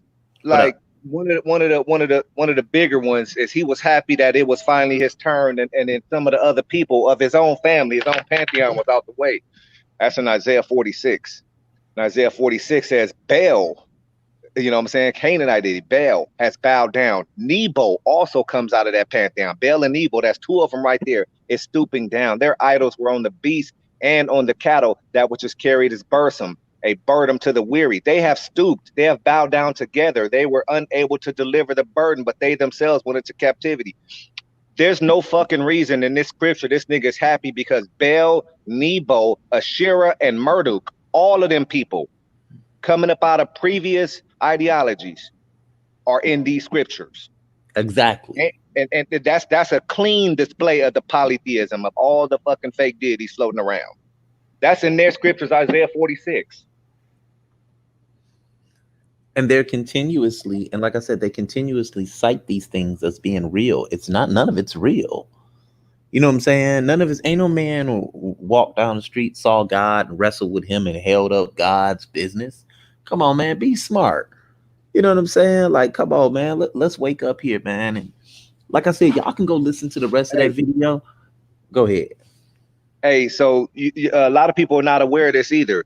It's not only that Balaam, it's not only that the donkey was spoke to Balaam.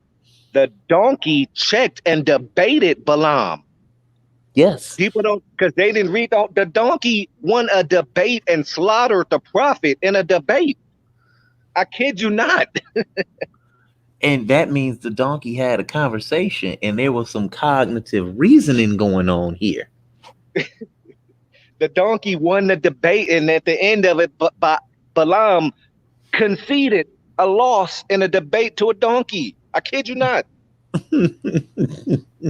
Donkey, man. Break down a talking. Can somebody in the chat come on here and break down a talking donkey? Is somebody talking about some you in a debate? Is the Bible real? Okay. Well, can a literal man talk to a literal talking donkey?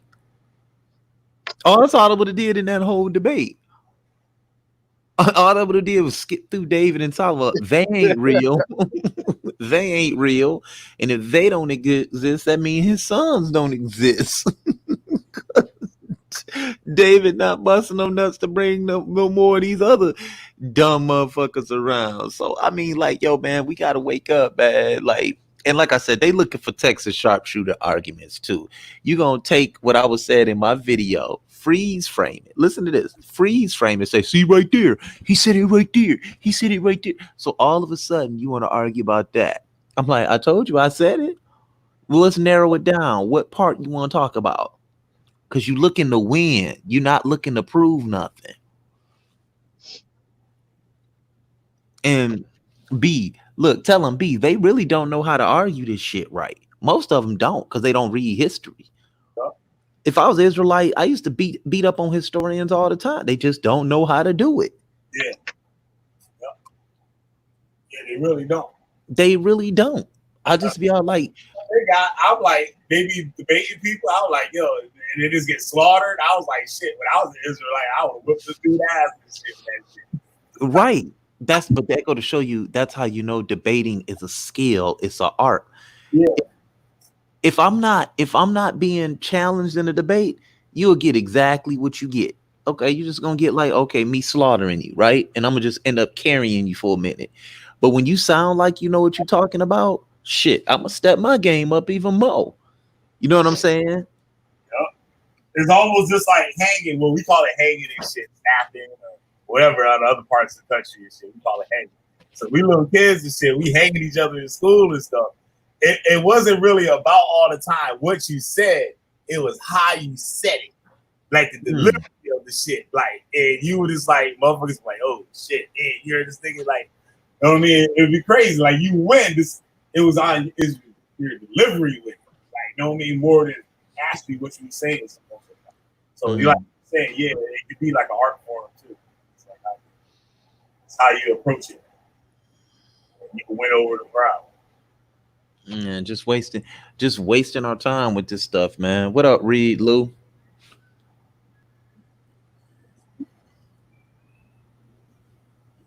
Trying to get black out. What you say? Trying to get black up on here. But you gotta get Siberius on here too. Yeah, if y'all want to come in, wait on here. Because I didn't already show how faulty the motherfuckers is. And I already showed how faulty they is. With their fucking stupidity. You talking about some, oh my God, I'm done. Go ahead, B. And now, Chris, I got one more for you. I ask you this every morning coffee. What have you gotten? I'm gonna keep asking you this every fucking day. What have you gotten so far on proof of a real David? Nothing. They got the Tel Dan Stela and they got the Misha Stele, but those all came around during the 8th and 7th centuries BCE, and that's truly enough time for a legend about a king to be made. That does not prove David. Okay, that just mentions his name, and some people said that those are plagiarisms. So it's nothing definitive. There's nothing definitive. And they don't even say anything like a king or anything, right? It's just a name. It says the house of David, but some people said no, it means the house of Dodd, which was a god, right? But Yeah. I'm just sitting up there saying, okay, let's say it did mention David, right? It doesn't mention him by personage. It only mentions him by, guess what? It only mentions him by the house. You see what I'm saying? So it's no different than saying Narmer established Egypt. It's a myth, right? Now we know Narmer did what? Narmer conquered both lands, right? Narmer conquered both lands. This is the awesome part. So there was an Upper Egypt and Lower Egypt. David found, and when he did that, that means that he established the two kingdoms of Egypt. So did David. By conquering all the enemies in there, he establishes southern and north Egypt. I mean southern and north Israel. But the funny thing is, Israel never mentions a David. They never, the Jeroboam's kingdom and Omri's kingdom, they never mention David. They never mention him or Solomon. They never mention him. Hold on, but let's deal with Solomon real quick. Any version you want. Please, we gonna and watch this. We finna cut their head off. Please go give me 1 Kings 11:7 if you can, please. 1 Kings 11:7, and we finna crush this whole Solomon thing, and we finna tie this whole polytheism together. How was David the father just so hell bent on following Yahweh? Watch the son and what he did. Go to 1 Kings 11:7. It says right here, 1 Kings 11:7. It says, then Solomon did build up a high place for Kamash. That's the sun deity. Stop right there. That's one. That's right. That's one for Chemos. Go ahead. And who else? Which was the abomination of Moab in the hill that is before Jerusalem, and for Molech. 2. And what else? And likewise did he for all his strange wives, which burnt incense and sacrifice unto their gods. Yeah, their mighty ones, their gods, plural. So that's what it says. So he was completely polytheistic. That completely removes Solomon, the wisdom of Solomon, all that shit takes it off the table.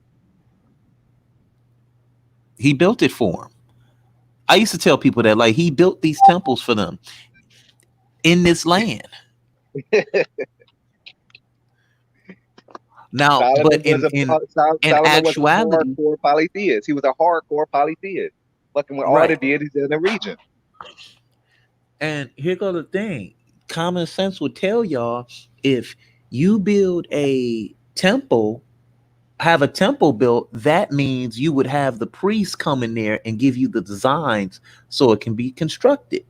So that would mean the priests would also be in that temple, officiating in that temple. Yep, and as the monument is built, they built these so-called Israelites, these so-called highest level, were building monuments to the other gods that they were fully aware of, and like I always like to bring out, these other gods of the 70 sons of El, they were family. That's where you get the biblical narrative. It says 70 nations.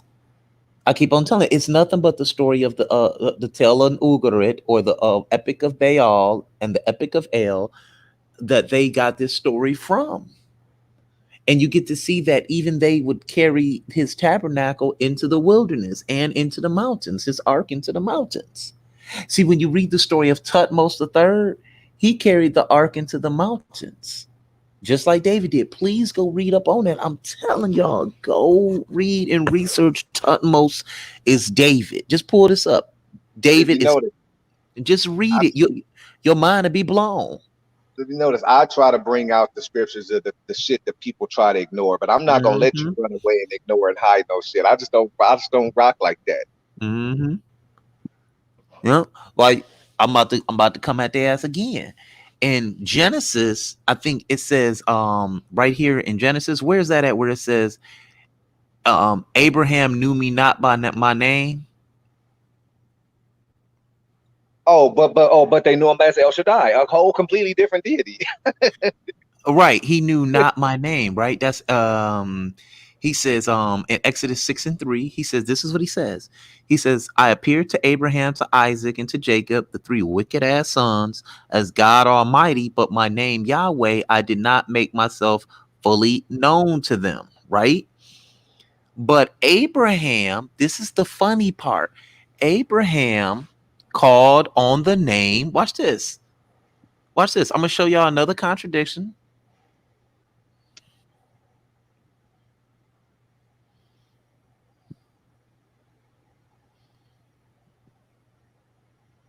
Hold on. Right here it is right here. In Genesis 26 and 25, Isaac built an altar and called on the name of Yahweh. It's right there. Genesis 26 and 25. Read it.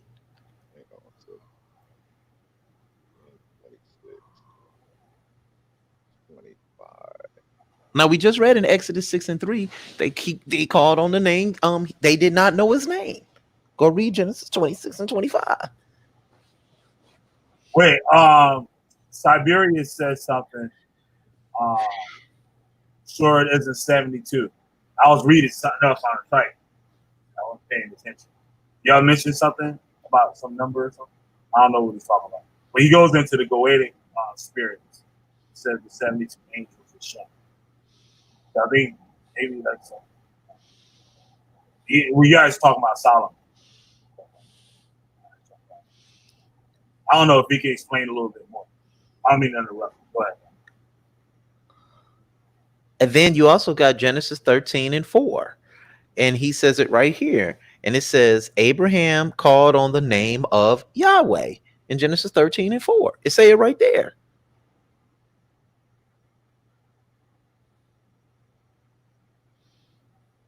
And Genesis 13 and 4. So now we got contradictions in your book again that you claim to be the word of God. See, that's how I would, if somebody was saying, would you debate if it's true or not? I'm like, yep. I'll be like, I'm gonna show you that it's not. And I'll just show you the contradictions. And I'll show you that your biblical narrative, since it's the word of God, it cannot be true because I'm showing you contradictions. Blatant contradictions in both the Aramaic text and the English text. So it ain't no difference. There ain't no difference here. Yeah, it's crazy. Hold on. Just let's do it since we show receipts over here at the Killah Bee show. Let's show some receipts. Let me go to a screen share right quick. While you do that, Trey, what you got to say about 15-foot Moses? I didn't hear you. 15-foot Moses. A 15-foot Moses. Yeah. I haven't heard that doctrine. What does it stem from? What does that doctrine say? In the Midrash. It says that Moses was 10 cubits high, tall, and that the Pharaoh of the Exodus was 1 cubit tall and had a cubit long beard and a cubit long penis. Okay, so what I'll do with that real quick is just try to clean it up a little bit, even though I haven't studied it, but I can clean it up. Usually when you're getting them type of depiction, when you're getting measurements and stuff like that, you're talking about statues. So that's a statue, kind of like a monument, just like in the book of Daniel, they say that there was, I think it was a 60 or 70 foot statue of Nebuchadnezzar, which of course never existed. If there was a gold statue of Nebuchadnezzar, the whole entire world would know about that this day. So when you get them type of measurements and cubics and things like that, those are usually measurements of statues. That's as far as I can go with that. About actual Moses and how he hit all the was he an Amorite or some shit like that? Something. He was a giant, and and Moses took a 10 cubit long axe. A 10 foot, another 18 foot axe. 15 foot axe, and chop Og in the ankle. Stuff like that is usually allegory for saying that they destroyed their idols and things like that. Because you got to remember, also when you're talking about Moses going down and bringing Moses going off for his 40 days in the wilderness, the children of Israel went and then they found the 2 golden calves, and then Moses came back and then was mad and wanted to kill them all and stuff like that.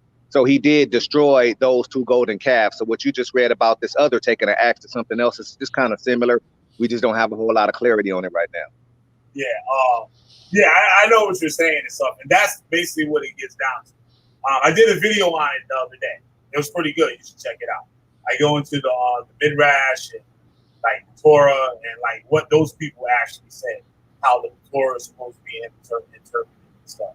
And just to make a long story short, they basically say like, "Yo, this shit ain't real," but we use this and say these certain things because they have certain symbolic meanings and stuff like that.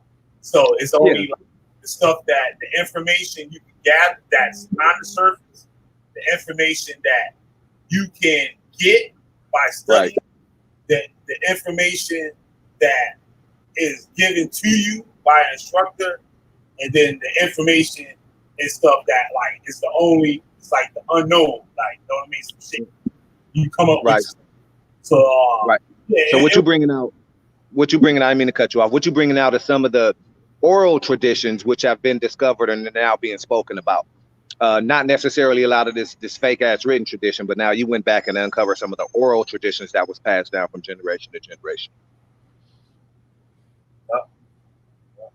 That was funny though when I saw that. I was like, "Yo, what the Hebrew Israelites going to say about this?" The reason I got out of I made a joke out of it and shit is because they take everything so literal. So if this Jewish writing says this, I'm like, okay, now y'all niggas got to explain this in reality. Like a 1-foot pharaoh with a 1-foot beard and a 1-foot penis walking around, and I'm trying to figure out what the hell kind of chariot he had chasing Israelites with. Well, according to Exodus, hold on, B. I missed that part. What was that last part, B? What was that last part, B, about chariots? I said, if the pharaoh was 1 foot tall with a 1-foot beard and a 1-foot penis, what kind of chariot was he chasing the Israelites with? And what was pulling it? We had somebody in my chat say My Little Pony and shit was pulling the chariot. But Chris, I got your screen share up. Yeah, I want to read this real quick. Now, this is Exodus 9. This is a classic one I'd always go to, and you hear all type of Hebrew gymnastics with the scriptures, what they be trying to do. And it says, let's start right here. This is one of the plagues, and it says, "Then the Lord said unto Moses, Go unto the Pharaoh and tell him, Thus saith the Lord God of the Hebrews, Let my people go, that they may serve me. For if thou refuse to let them go, and will hold them still, now behold, the hand of the Lord is upon the cattle which is in the field, upon the horses, upon the asses, upon the camels, upon the oxen, and upon the sheep. Therefore be a very grievous murrain. And the Lord shall sever between the cattle of Israel and the cattle of Egypt. And the Lord appointed a set time, saying, Tomorrow the Lord shall do this thing in the land." Now watch this. And the Lord did that thing on the next day, which that's what morrow means. "And all the cattle of Egypt died, but the cattle of the children of Israel did not die." Right? Watch this. And the Lord, and the Pharaoh sent, and behold, there was not one of the cattle of the Israelites dead. And the heart of the Pharaoh was hard, and he did not let the people go. So here it is. It clearly says what? He killed all the cattle, right? And all the cattle was described as the horses, the donkeys, the camels, the oxen, and the sheep, right? So when you go to Exodus 14, all you have to do is ask them a simple question. In Exodus 14, this is the one I always go to. Exodus 14. Come on, load up. There you go. All right. It says, Exodus 14. Let's find it. Okay, and it says right here, and I will harden the Pharaoh's heart. Let's start at verse 4 because he's about to start chasing them. And I will harden the Pharaoh's heart, and he shall follow after them, and I will be honored upon the Pharaoh and upon his hosts, that the Egyptians may know that I am God. And they did so. And it was told, King of Egypt, that the people fled. And the heart of the Pharaoh and of his servants was turned against the people, and they said, "Why have we done this, that we have let Israel go from serving us?" And he made ready his chariot and took his people with him. And he took 600 chosen chariots and all the chariots of Egypt, captains over every one of them. And the Lord hardened the heart of the king of Egypt and pursued after the children of Israel, and the children of Israel went out with a high hand. How the fuck you get all them chariots and chase after them on chariots? What was pulling them? Right, if they all died. What was pulling them? If all the beast was killed, if all the beast was killed. I had one of those. I called in the ISUPK cross the line I did last too. Thursday. I did too. I Yeah, I called did in too. it and I got into it with them brothers. I wanted to know their stance on the UFO doctrine. And they basically said we don't teach a UFO doctrine, but we teach about, chariots. And I said, okay, are these chariots on the ground or are these chariots in the air? The story in Ezekiel clearly is talking about the invasion of Babylon, especially the Ezekiel chapter 1. This is talking about the invasion of Babylon.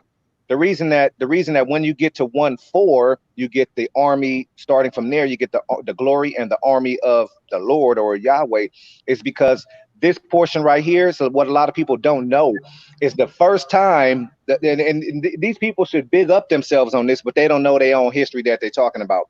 The first time that Babylon came for Israel, Israel was able to repel them, and that's why you get in Ezekiel.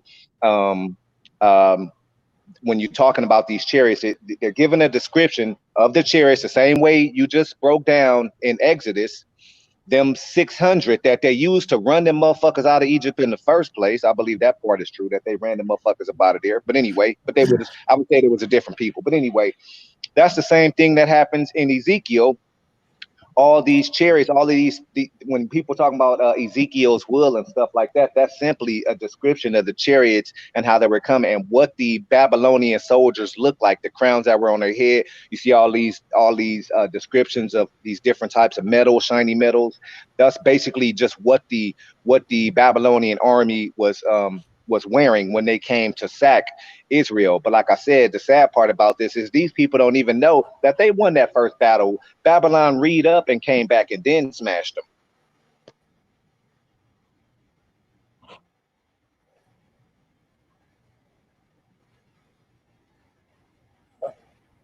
While I was on their head, was like, why are y'all Right. out And here telling our also, people? Why are you and telling that's our an people, excellent teaching point the that you people a make when you're UFO talking doctrine? about those are called anachronisms, right? They're talking about.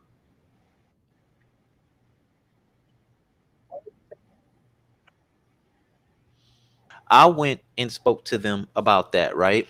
Talking about food. And I'm like, it doesn't say that. The word for food is such and such, right? So all they did was insult, insult, insult, insult, right? And at the time you had niggas in the league acting all stupid and they don't know how to be unified. And we could have really decimated ISUPK, but they decided, no, we want to protect the biblical doctrine. You see what I'm saying? And he was caught. He was lost. You can tell they was lost. They was trying to figure out, was I a Christian? Was I an Egyptian? I'm all like, no, I'm telling you what's in this book. You see what I'm saying? They did not want to admit it, and so he was running all over the place. And then all they could do is resort to calling me retarded and stuff like that. They're like, this is talking about food, man. I said, no, it's not. It's talking about cattle. It don't say food. It's just sad, man. It's just sad. So I mean, like if you try to pair it up with what might have happened, who was who, what time, what year, what made the historical accounts, you can draw up a picture that can be explained. But when you're outside of that, when you're dealing with it, as a religious text, and when you're dealing with it, and when you've made a doctrine out of it, you're done. You're stuck. Ain't no way out of it. Right. Right. You're done because you've but see, my thing is, let me come off the screen share. Oh, let me go back there. I'm sorry, I wanted to finish something up. When you go to Exodus chapter 6, verse 3, it clearly tells you what it says, that Abraham called on, he did not know him. I'm sorry, Abraham didn't know his name. This is what I kept trying to show everybody. And it says, I appeared unto Abraham, unto Isaac, and unto Jacob. It says right here, it says, but by my name, Jehovah, I was not known for them. Well, we know Jehovah is Yahweh. We know that for a fact. All right. So we don't have to play that game. But then when you go to, I think it's Genesis. I want to go to Genesis 25 and 26. It clearly says it right here. See, these are the things they don't, people, if you just go on another website and pull contradictions in the Bible, you'll get in trouble. You really got to know this book. You know what I'm saying? Hold on, that's not it. Is it 26 and 25? 26.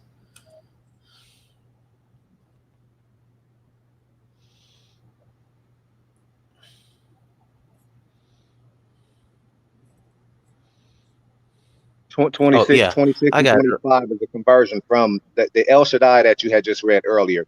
26 and 25, and he built a slaughter place there and called on the name of Yahweh, and he pitched his tent there, and the servants of Isaac dug a well there. That's 26 and 25. Okay. That's a conversion. That's moving away from the El Shaddai that you just read about before this one, and then over to Yahweh.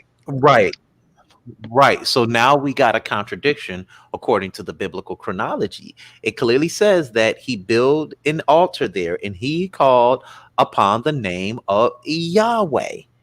So we clearly see what you call a conversion in the text. They're saying, no, Abraham called on Yahweh, but Exodus 6 and 3 said he didn't. Yeah, no, let me get Exodus 6 and 3 for you real quick. Exodus 6 and 3, and I appeared to Abraham. This is the voice. This is Yahweh saying, I appeared to Abraham, to Isaac, and to Jacob as El Shaddai. That's what it says in a proper translation. I appeared to Abraham, to Isaac, and to Jacob as El Shaddai, and by my name Yahweh I was not known to them. And that's proven that Abraham did not even worship or fuck with. Abraham had his own deity. Abraham worshiped El Shaddai and not Yahweh. Sorry. That's fine. I agree. Right. But Genesis, I'm showing the contradiction in the book, because Genesis 13 and 4, it also says, unto the place of the altar which he had made there first, and Abram called on the name of the Lord, which is Yahweh, translated into Yahweh. That is a so clear should the proper thing here that be is a clear contradiction. That is one of the best ones to ever Exodus shown. 6 and 3. That is a right here. It says it right here. That's a killer. That's one of the biggest ones I've ever seen. I ain't even peeped that out. That they went and wrote back in Genesis, when they rewrote Genesis, they said that That's Abraham why I'm trying to say. on El Shaddai. But in Exodus, they didn't fix that part, and it said that Abraham called on. I'm sorry. In Genesis 13, it says that Abraham called on Yahweh. But in Exodus 6 and 3, it says Abraham called on El Shaddai. Right. It's a lie. That's why I keep saying, no, listen, it's a contradiction. No, you listen, a lie cannot be fixed. That's what my dad used to tell me all the time when I used to lie. I used to try and lie my way out of trouble. He's like, Christopher, you already busted lying. You can't fix it. Go get my belt. I'm going to fix it for you. You can't fix a lie. That's the truth. You gotta remember that shit for the rest of your life. Yep. You cannot fix a lie. A lie only becomes a bigger lie. A truth is just what it is. You know what my dad used to do? Either way it go, if I told the truth, I was gonna get that ass whooping, right? So it was damn if I did, damn if I didn't. But the key, the beauty part of it was, you know what? Go outside and play. It wasn't as hard as an ass whooping, right? going outside to play. But when you lie, he gonna beat your ass, and you go up in your room, and he gonna come snatch all them video games and TVs up out of there. You gonna sit up in here for a couple of days. So now you fucked all up. You want to hear something even worse than this, all of this shit though? So Deuteronomy, fifth book of the Pentateuch. Okay, Deuteronomy. I'm arguing with somebody just a couple days ago, and they're talking about this is one of the oldest books in the Bible. I'm like, you dumb fuck. Deuteronomy It's is one the of the newest book. latest books It's the in the newest Bible. book. The newest. Now Deuteronomy is watch like this. Deuteronomy is between 550 and 600. Dude, what you talking about? Yep. And a lot of people say that this was erected underneath the Persian, so-called Persian captivity, because the Persians didn't believe in all that incestuous shit. They're like, no, y'all not doing that no more. Under Josiah, which was a reform, right? Under Josiah, which was a reform, right? They had to sit up there and say, okay, because the Persians was in control, they couldn't do whatever they wanted to do anymore. The Persians were in control, and when they rewrote these texts, or when they were writing the texts, that's when this stuff first started to come around. 500 BCE. I just give them credit and say 700 at the Assyrian period, right? But it was actually 500, 550 BCE, 6th century, 5th century. 5th century. That book was discovered. That book was discovered during Josiah's reign, who died allegedly in 609. He pushing into the 500. So exactly, if that book was discovered in his reign, why are you trying to go and place that back in the 1500s or 1200s? Because they want to make their text seem ancient.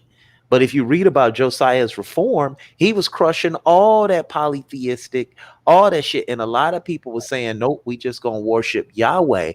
But some hard mainline, what's it called? Mainline historians, they say no. He was they were all worshiping the way the Persians told them to. It was what the Persians told them to do. Because you read about that in Ezra 8 and 9, when he was telling them how the king had told him, this is how y'all gonna sacrifice. This is what y'all gonna do. You see what I'm saying? And that's very key. And that's why I keep saying that's very key, but people still don't pay attention to that. After the Babylonian captivity and the Persians returned them, that's when Judaism began. People don't know it. It's an amalgamation of Assyrian and Persian texts. That's it. And one of the things they was getting rid of was that incest shit. They got rid of that shit. They like, nah, man, you can't sleep with your sister no more. And they just lifted it up. They just lifted it up a couple levels, and they said, okay, it can't be brother and sister, but it can still be, you know, it can still be your uncles, aunties, and stuff like that. They just wanted to get it away from first generation brother and sister. Everything else after that was still good. Yeah, it's a second cousin. Yeah. They wanted to move it back down a line to kind of get rid of some of the defects that was happening to the people, with the people dying so early, trying to maintain them royal bloodlines by inbreeding. And that goes on to like what I was saying the other day about the pork. How it was something for the time. Just how like what you're saying now with this issue. Back then, like people didn't eat pork. You know what I mean? Because like they were fucked up. The motherfuckers eat all the garbage that they had and shit. And they had all types of parasites and stuff in them. So everybody knew, yo, don't eat this motherfucker, you're gonna get sick. But now we in a time where people are domesticating and using it for food, and it's not being subject to the type of stuff that they were before. So like I even said, like some people say that's probably some of the best, like healthiest meat that you can eat, like on the market. That's why I'm here.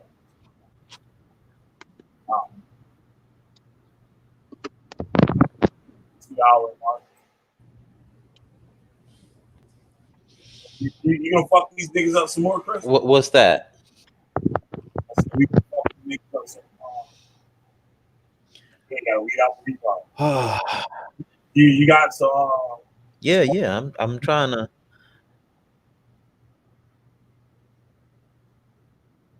They'll do stupid motherfuckers. You breaking up? Do this. You want to sit there and listen.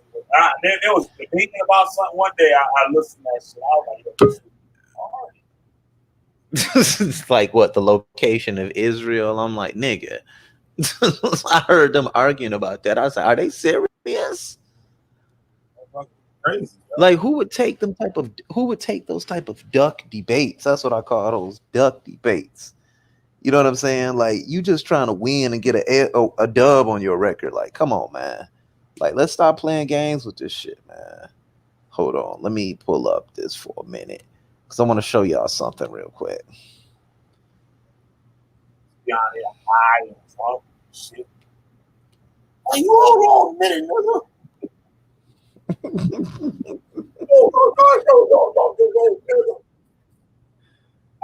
Hey, have you ever noticed how this guy named Craig Creer, this nigga's always cheerleading them on?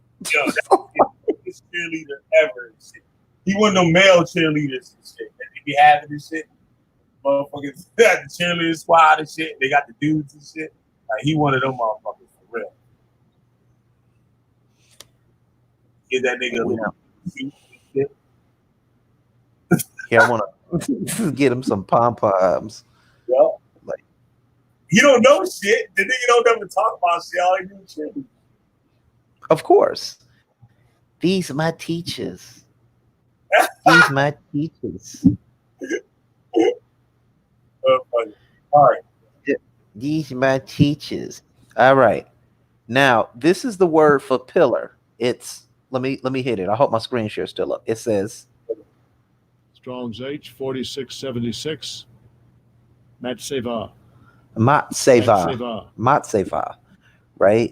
Now,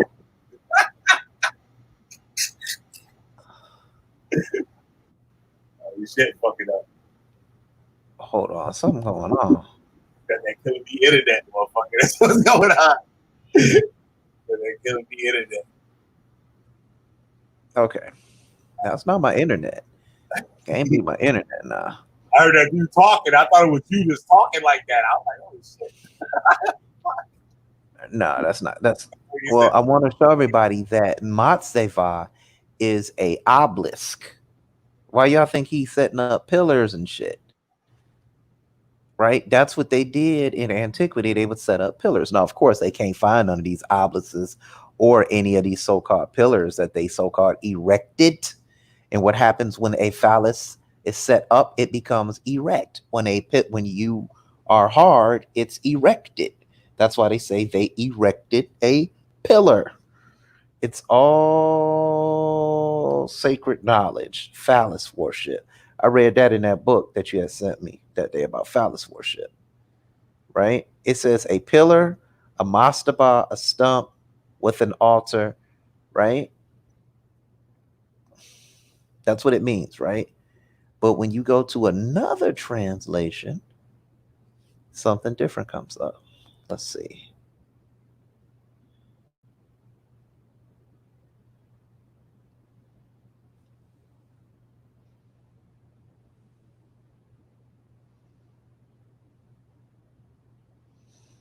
To station, take one stand. To stand, be stationed, right? To set up, erect. To cause to stand, erect. To fix, establish, right? This is how you start breaking down the root words of these things. Erected, right? Let's go to, I want to go to the Blue Letter Bible version of this real quick. Hold on. Because when you go to the Blue Letter Bible, it tells you something very interesting. It tells you that it's Bible Hub, it tells you that it's an obelisk.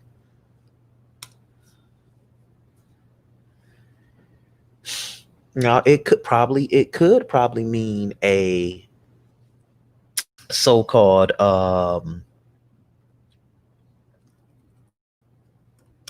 it could probably be just a so-called monument. But where are these monuments at?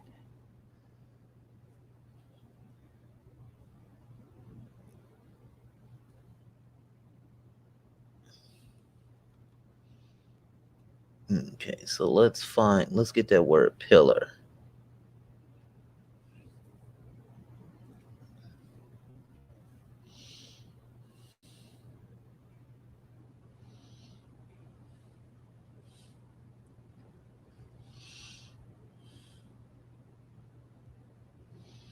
I must got too much stuff running on this damn thing.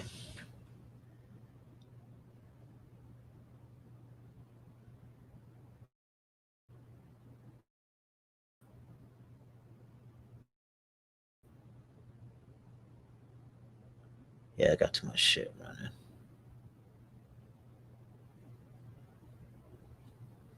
I'll be right back, y'all. Oh yeah, Siberian said, what do you guys feel about the ancient Gnostics? I'll be right back.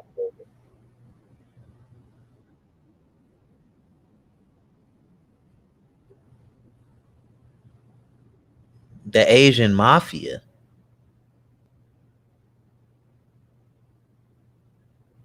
Man, this thing is running. It's just running too slow. All right, guys. Well, it looks like we're gonna go ahead and shut this thing on down today. It's starting to run slow for some odd reason. It's not loading, but when you look up that word pillar that was set up, it clearly tells you it's an obelisk.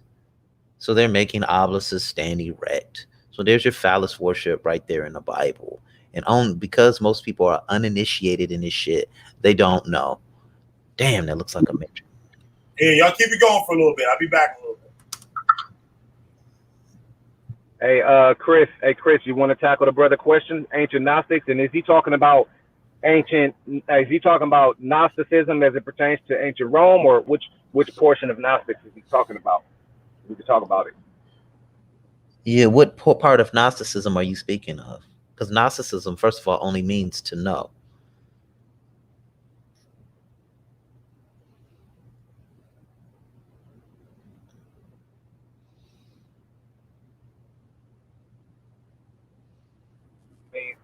So like, I mean, is he talking like Gnostic as in the Gnostic Gospels? You know, I wouldn't consider John's writing a Gnostic. John was dealing with something completely different. But is he talking about like, what do we think about the Matthew, Mark, Luke, John Gnostic Gospels?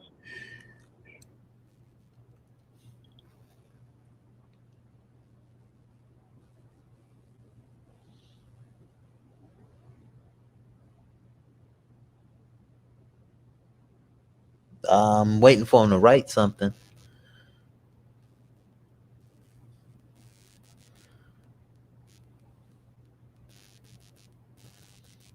And if he is, I wouldn't classify that stuff as ancient.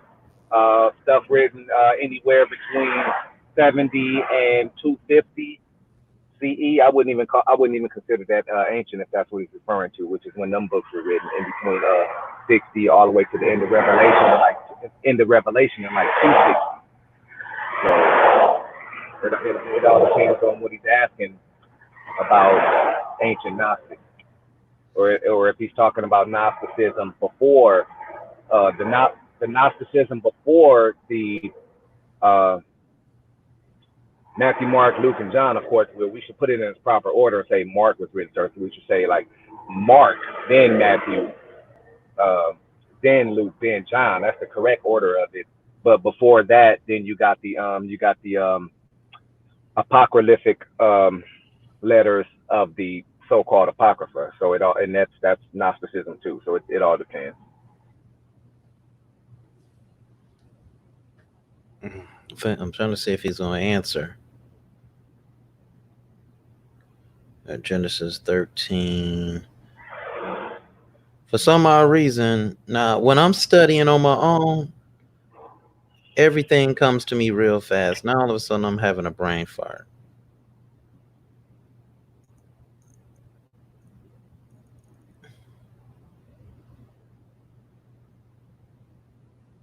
Oh well, fuck it. I give up. Okay. Well, if he reply, we would. I know me and Chris would tear the Gnostic gospel portion apart. Like that's nobody ever comes to me when it comes to that. Like them is where I start breaking out all kind of weapons. So people don't really understand what was taking place. Them Gnostics written in between them first and second Jewish wars. You know what I'm saying? Like we could start there with it. Them Gnostic Gospels, hands down, that shit wasn't written in no somewhere in between 1 and 30. That shit was backdated. That shit was taking place between 60 and 80. That shit took place during the fall of Rome, and especially when you get into the rest, when you start getting your Pauline letters and shit like that. So it all depends on where people want to go with it.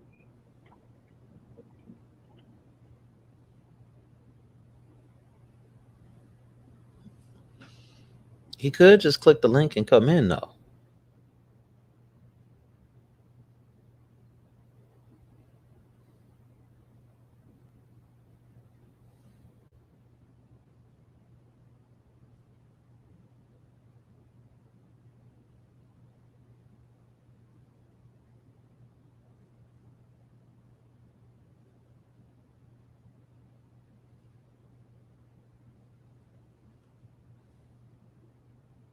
Okay, here we go. Finally found it. All right.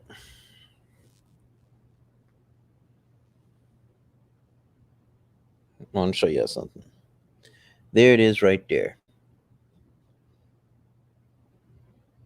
Obelisk. It's being used as obelisk. The root word is not sab, which means to erect.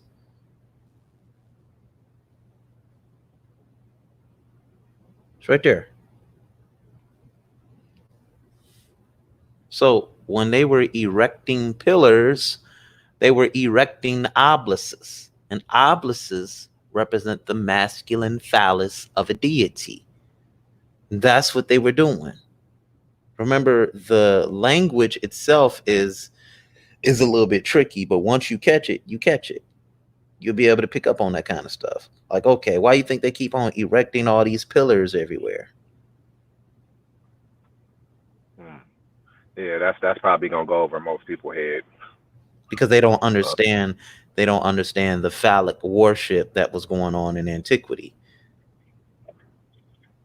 You know what I'm saying? They even have it in Egypt, so it's there too. That's why you see the two pillars that sat in front of the temple of Luxor were in fact phalluses. They were phallic.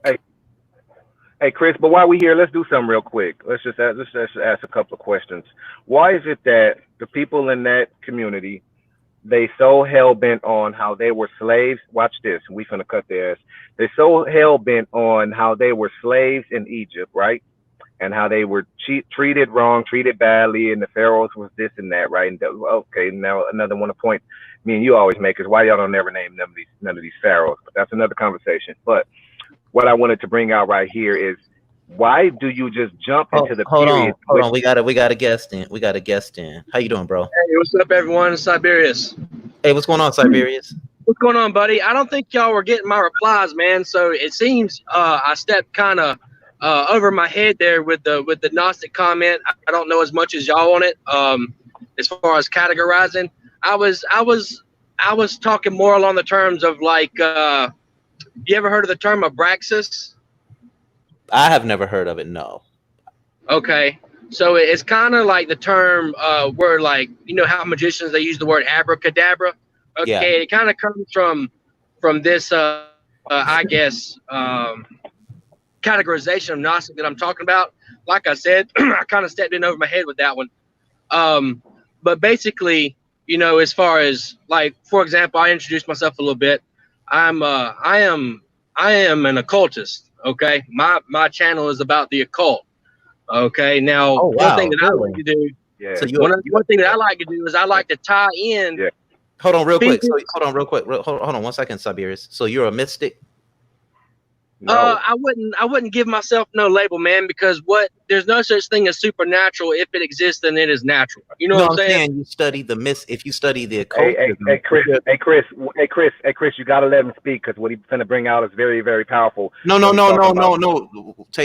want everybody to take a deep breath. That's not what I'm doing. I'm not questioning him, and I'm not trying to qualify him. I was trying to say, if he's an occultic, if he studies the occultic, that only means the secret things. And the secret things contain mysticism. That's all I was trying to let him know. And that's why I wanted everybody to take a deep breath. Right, but he's on the other side of it. Not with it, not in agreement with it. That's why I got you. Take a deep breath. I want anybody. Yeah, I we was all on trying, the same page. right. I was trying to tell him welcome home. It's Oh, you're absolutely. supposed to. You're I feel supposed to welcome. know. You're supposed to know, not believe. That's what Gnosticism and mysticism is all about. Because astrotheology, masonry, all of them tie in together. That's what I was trying to tell him. That's why I was going to say, Yeah, welcome absolutely. home. Imperial cults, inner circle, all that shit. That's where he's at. Yeah, yeah. Those are all letters to the alphabet. They're not wrong, but they're not the whole picture. You know what I'm saying? And that's kind of where I come from with it. Yep. Right. Yep. I understand what you're saying. Yeah, that's a very strong position to have, and a very strong understanding to have. So it's like most what you probably understand already is when you're talking about like your question, how does everyone feel about the ancient Gnostics? When you start getting into that, everybody's going to disagree with you because they have no understanding of the occultic practices. Like I said, inner circle.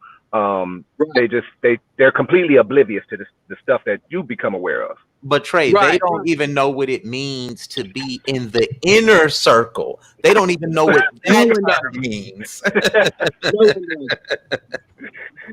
They think I'll tell y'all a little you and story. some shit. Go ahead. My grandfather, he's a 32nd degree Mason, and after I had become adept in the occultic arts, he got drunk one night. You know, you're not supposed to tell the secrets, and he didn't tell me no secrets. But the shit that I was telling him pissed him completely off. You know what I'm saying? Which is kind of tying into what y'all are talking about. Is that there is I guess what you're calling the inner circle. That is what that is across the board, no matter what religion or sect or group you belong to. It is what it is. Mm-hmm. Ain't no way around it, and that's who was responsible for writing all of it, especially when you're talking about the Abrahamic faiths, old and new. This same family.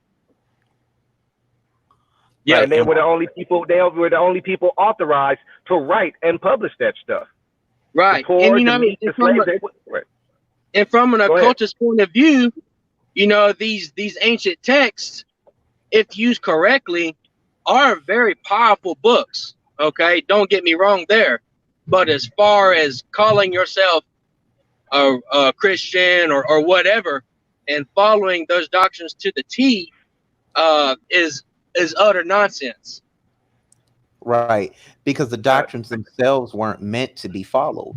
Like when you read about Paul, when you read Paul's writings, Paul is more of a Gnostic than he is a Christian. He's clearly a Gnostic. A lot of his writings are based on Gnosticism because he already understood. You know what I'm saying? That's why he, you know, when you look at here, let me give the word definition to the occultism, right? And it's deeper than just this definition, but it's the belief in the existence of secret, mysterious, or supernatural agencies, the study of the practice of the occult arts. Now, when you look at the Kabbalah, which is the book of the Midrash, the Talmud, the book of Leviticus, when you're reading about all those rituals, those are occultic arts, whether you like it or not. The setup of the ark, the setup of the tabernacle, the setup of the temple, the setup of the altar, the sacrifices those are all occultic arts. That is dark arts, whether you like it or not. Yep. Absolutely. I couldn't have said it better myself. Thank you. No problem. So when you look at all those drink offerings, grain offerings, the way the altar itself is built with the 4 horns on it, those are all dark arts. And what most people don't understand is they think, oh, we just righteous because our priest did this. No, many priesthoods did that.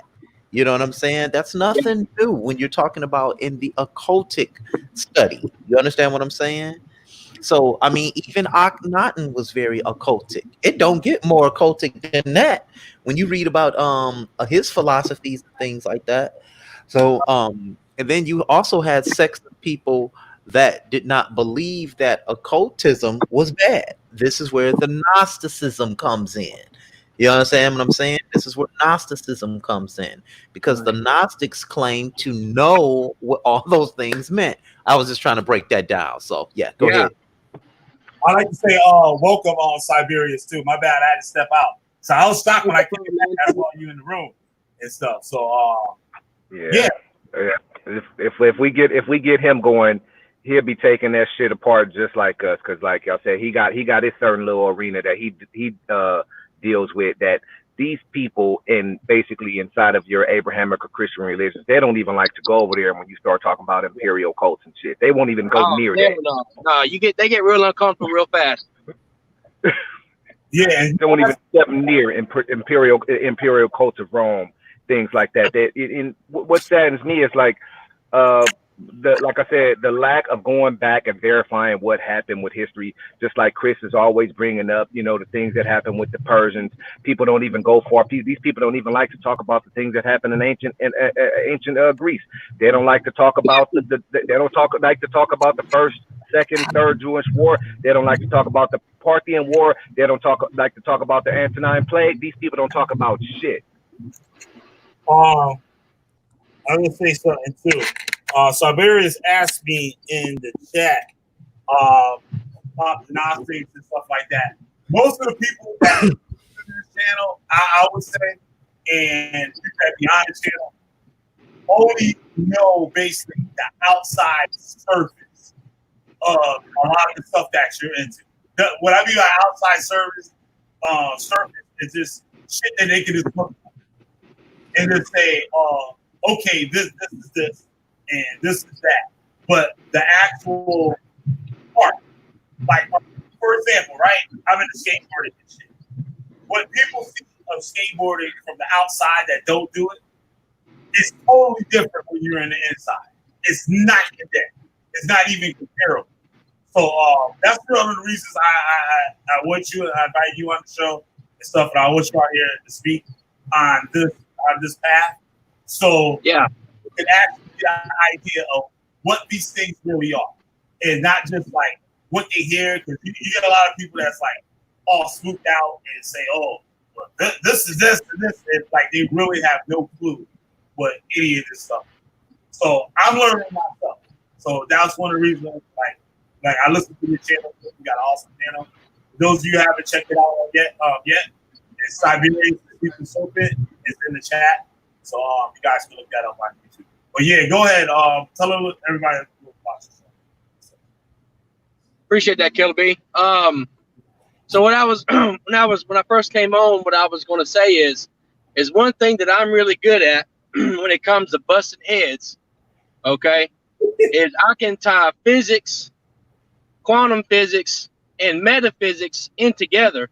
And one thing that you said, Chris, I forgot what it was that you said, but another way I would have said it is talking about the mystics or the Gnostics knowing about the mystic qualities of the universe we live in, is that not everything can be measured, okay?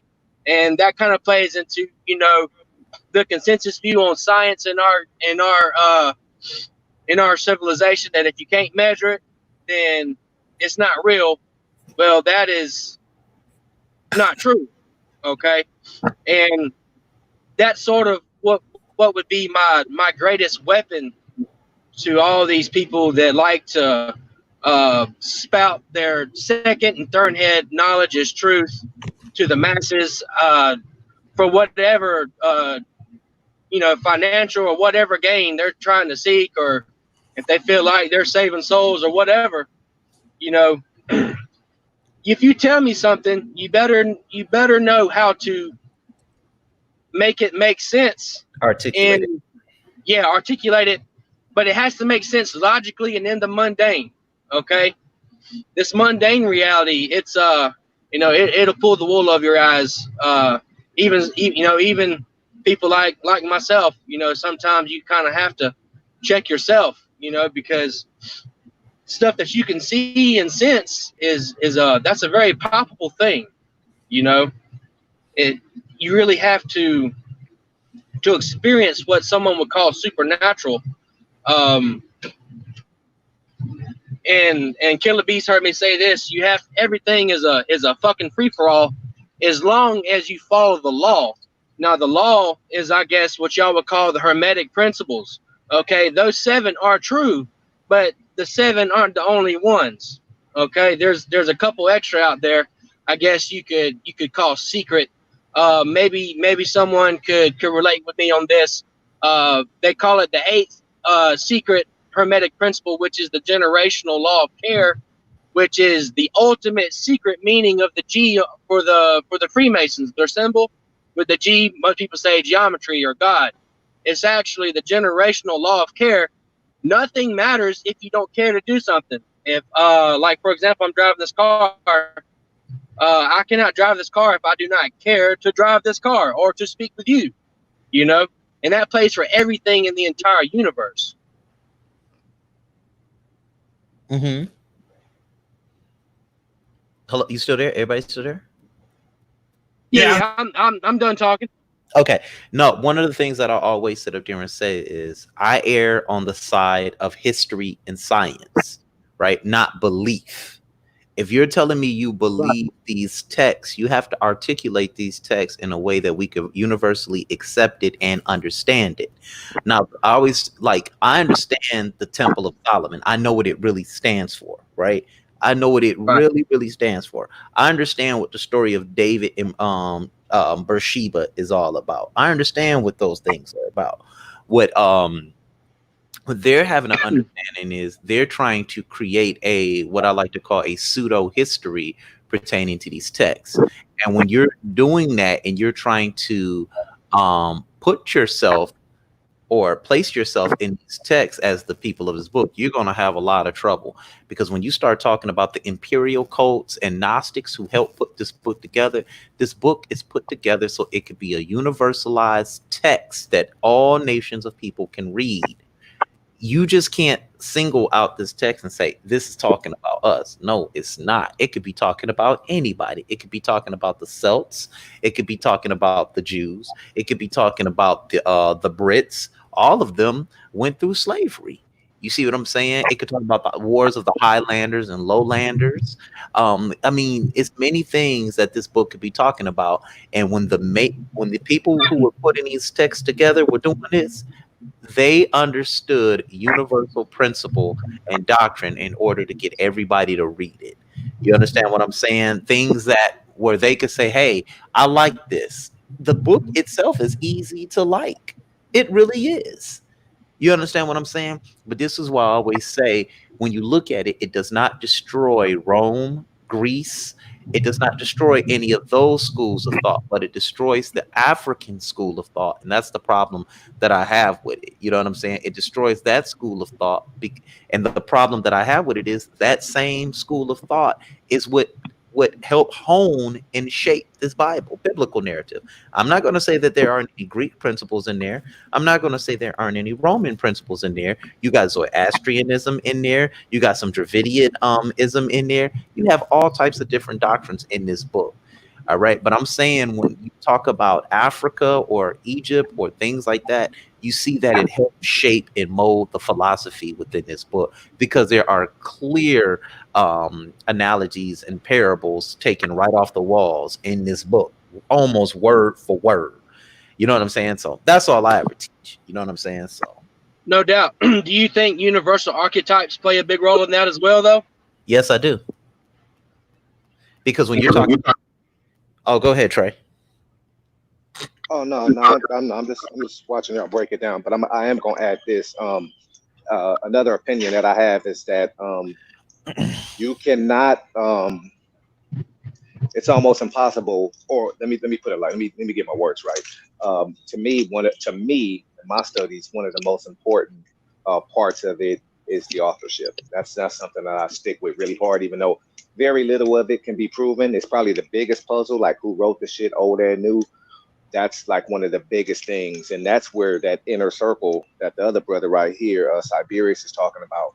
Like really, when you talk about that inner circle, that's where you can really discover the authors at. But you have to know who the families were.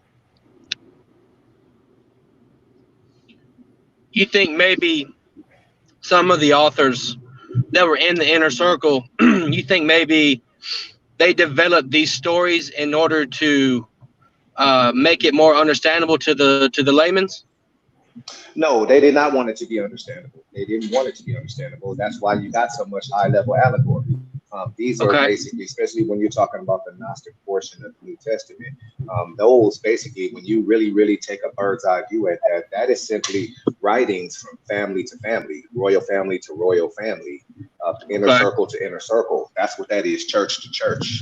So they did not want it to be discovered, and that's why it's so, like I said, so much code, so much mixed language between Greek and Latin and that's why that type of stuff. That's really they made it hard to be deciphered, but they did lay a lot of stuff out for you to recognize it.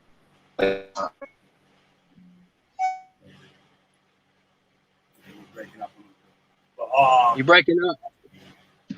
Yeah, Siberius. Can you tell us a little bit more about Abraxas? I know you seen before. Well, Abraxas is a term that means that the entire consciousness, which is you and I, of the universe as a whole, is basically it's a term, it's a name for that sentient being, which would be the source or God. Okay, because consciousness, like the first rule of the universe is mental.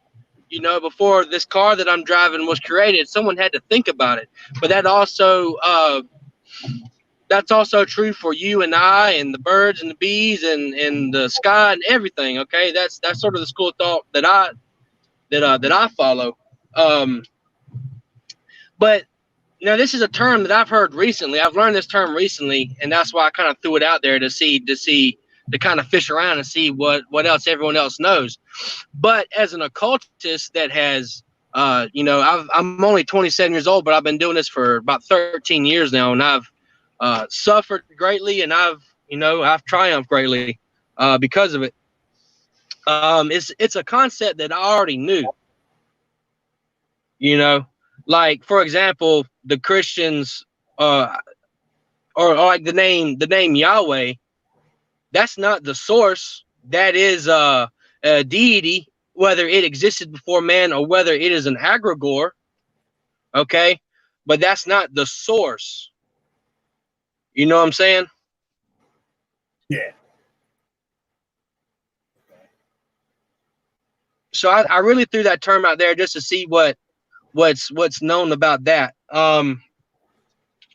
Because when it comes down to the inner circle and making things happen, you know, it's a very mental process.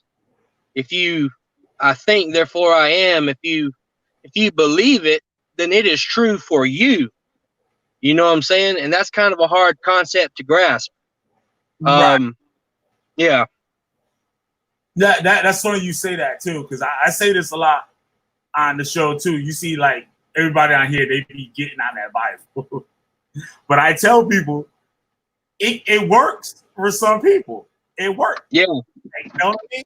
Like you got some old people and stuff like that. That's all they ever knew, and they get whatever they need. All that shit. Just like somebody observing some other thing, and they put on it, their intent or whatever. The things that they need, and they're trusting in whatever deity or whatever, and they get what they need. So it's like, like I tell people, I say I don't have no problem if you follow. Yeah. Well, you know, I say this too: the path to enlightenment or divinity or whatever you want to call it. There's many paths to enlightenment. You know, there's Catholic priests that are enlightened. There's, you know, Wiccans that are enlightened. There's, you know, Tibetan monks that are enlightened. There's many paths to enlightenment. And as you continue down your path, you begin to see that it's all the same. Okay, we all live in the same universe, right? You know, Yeah. you know. Absolutely. I mean, there's nothing more else to say. Absolutely. Yeah, man. I thank you for coming on. I gotta run up out of here. Yeah, man. I gotta finish, take care of some stuff out here. But Same too. Actually, once you read my email, man, I talk about the shaman. I just pulled up at the shaman's house now, man. I gotta do a little work. And hey, go ahead. Just respond to my email, and I'll send you my phone number over email. and just text me, man, next time that y'all got a live stream going on. All right, no doubt. Thank you very much for coming on, man. Definitely want to get you on here again. I already read half of the email and stuff. Hey, I gave you the whole backdrop, didn't I? Yeah. It's cool, man. Yeah, hell yeah. You're definitely in the field. Yeah, man. Yeah, man. So I thank you for coming on. I thank Trey for coming on, and Chris Harris and shit, beating up on the Israelites as usual. Hey, those are some smart guys, man. Those are some smart dudes. Yeah, Chris works a lot. Trey, I just met, but Chris, I known him for like a year. We were enemies when we first met. Like, I can tell you the story about me and him, how we like. But yeah, we were at each other's throats. He like, I ain't like yeah, and then now like we cool as hell and shit. So he's cool, man. I like him. He's very knowledgeable. Yeah, he does a lot of work, man. I gotta read up on the. I gotta read up a little bit to hang with him a little bit. As far as categorizing on what books and what knowledge comes from what books, blah blah blah. You know, got me beat on that for sure. Yeah, man. I'll let you go, and I'll send you my number over email, man, and I'll talk to you soon. All right. Thanks a lot, man. Yeah, man. Yeah, there we have it. Another Tapes, number 25 down. So, yeah, get back at y'all. Craig.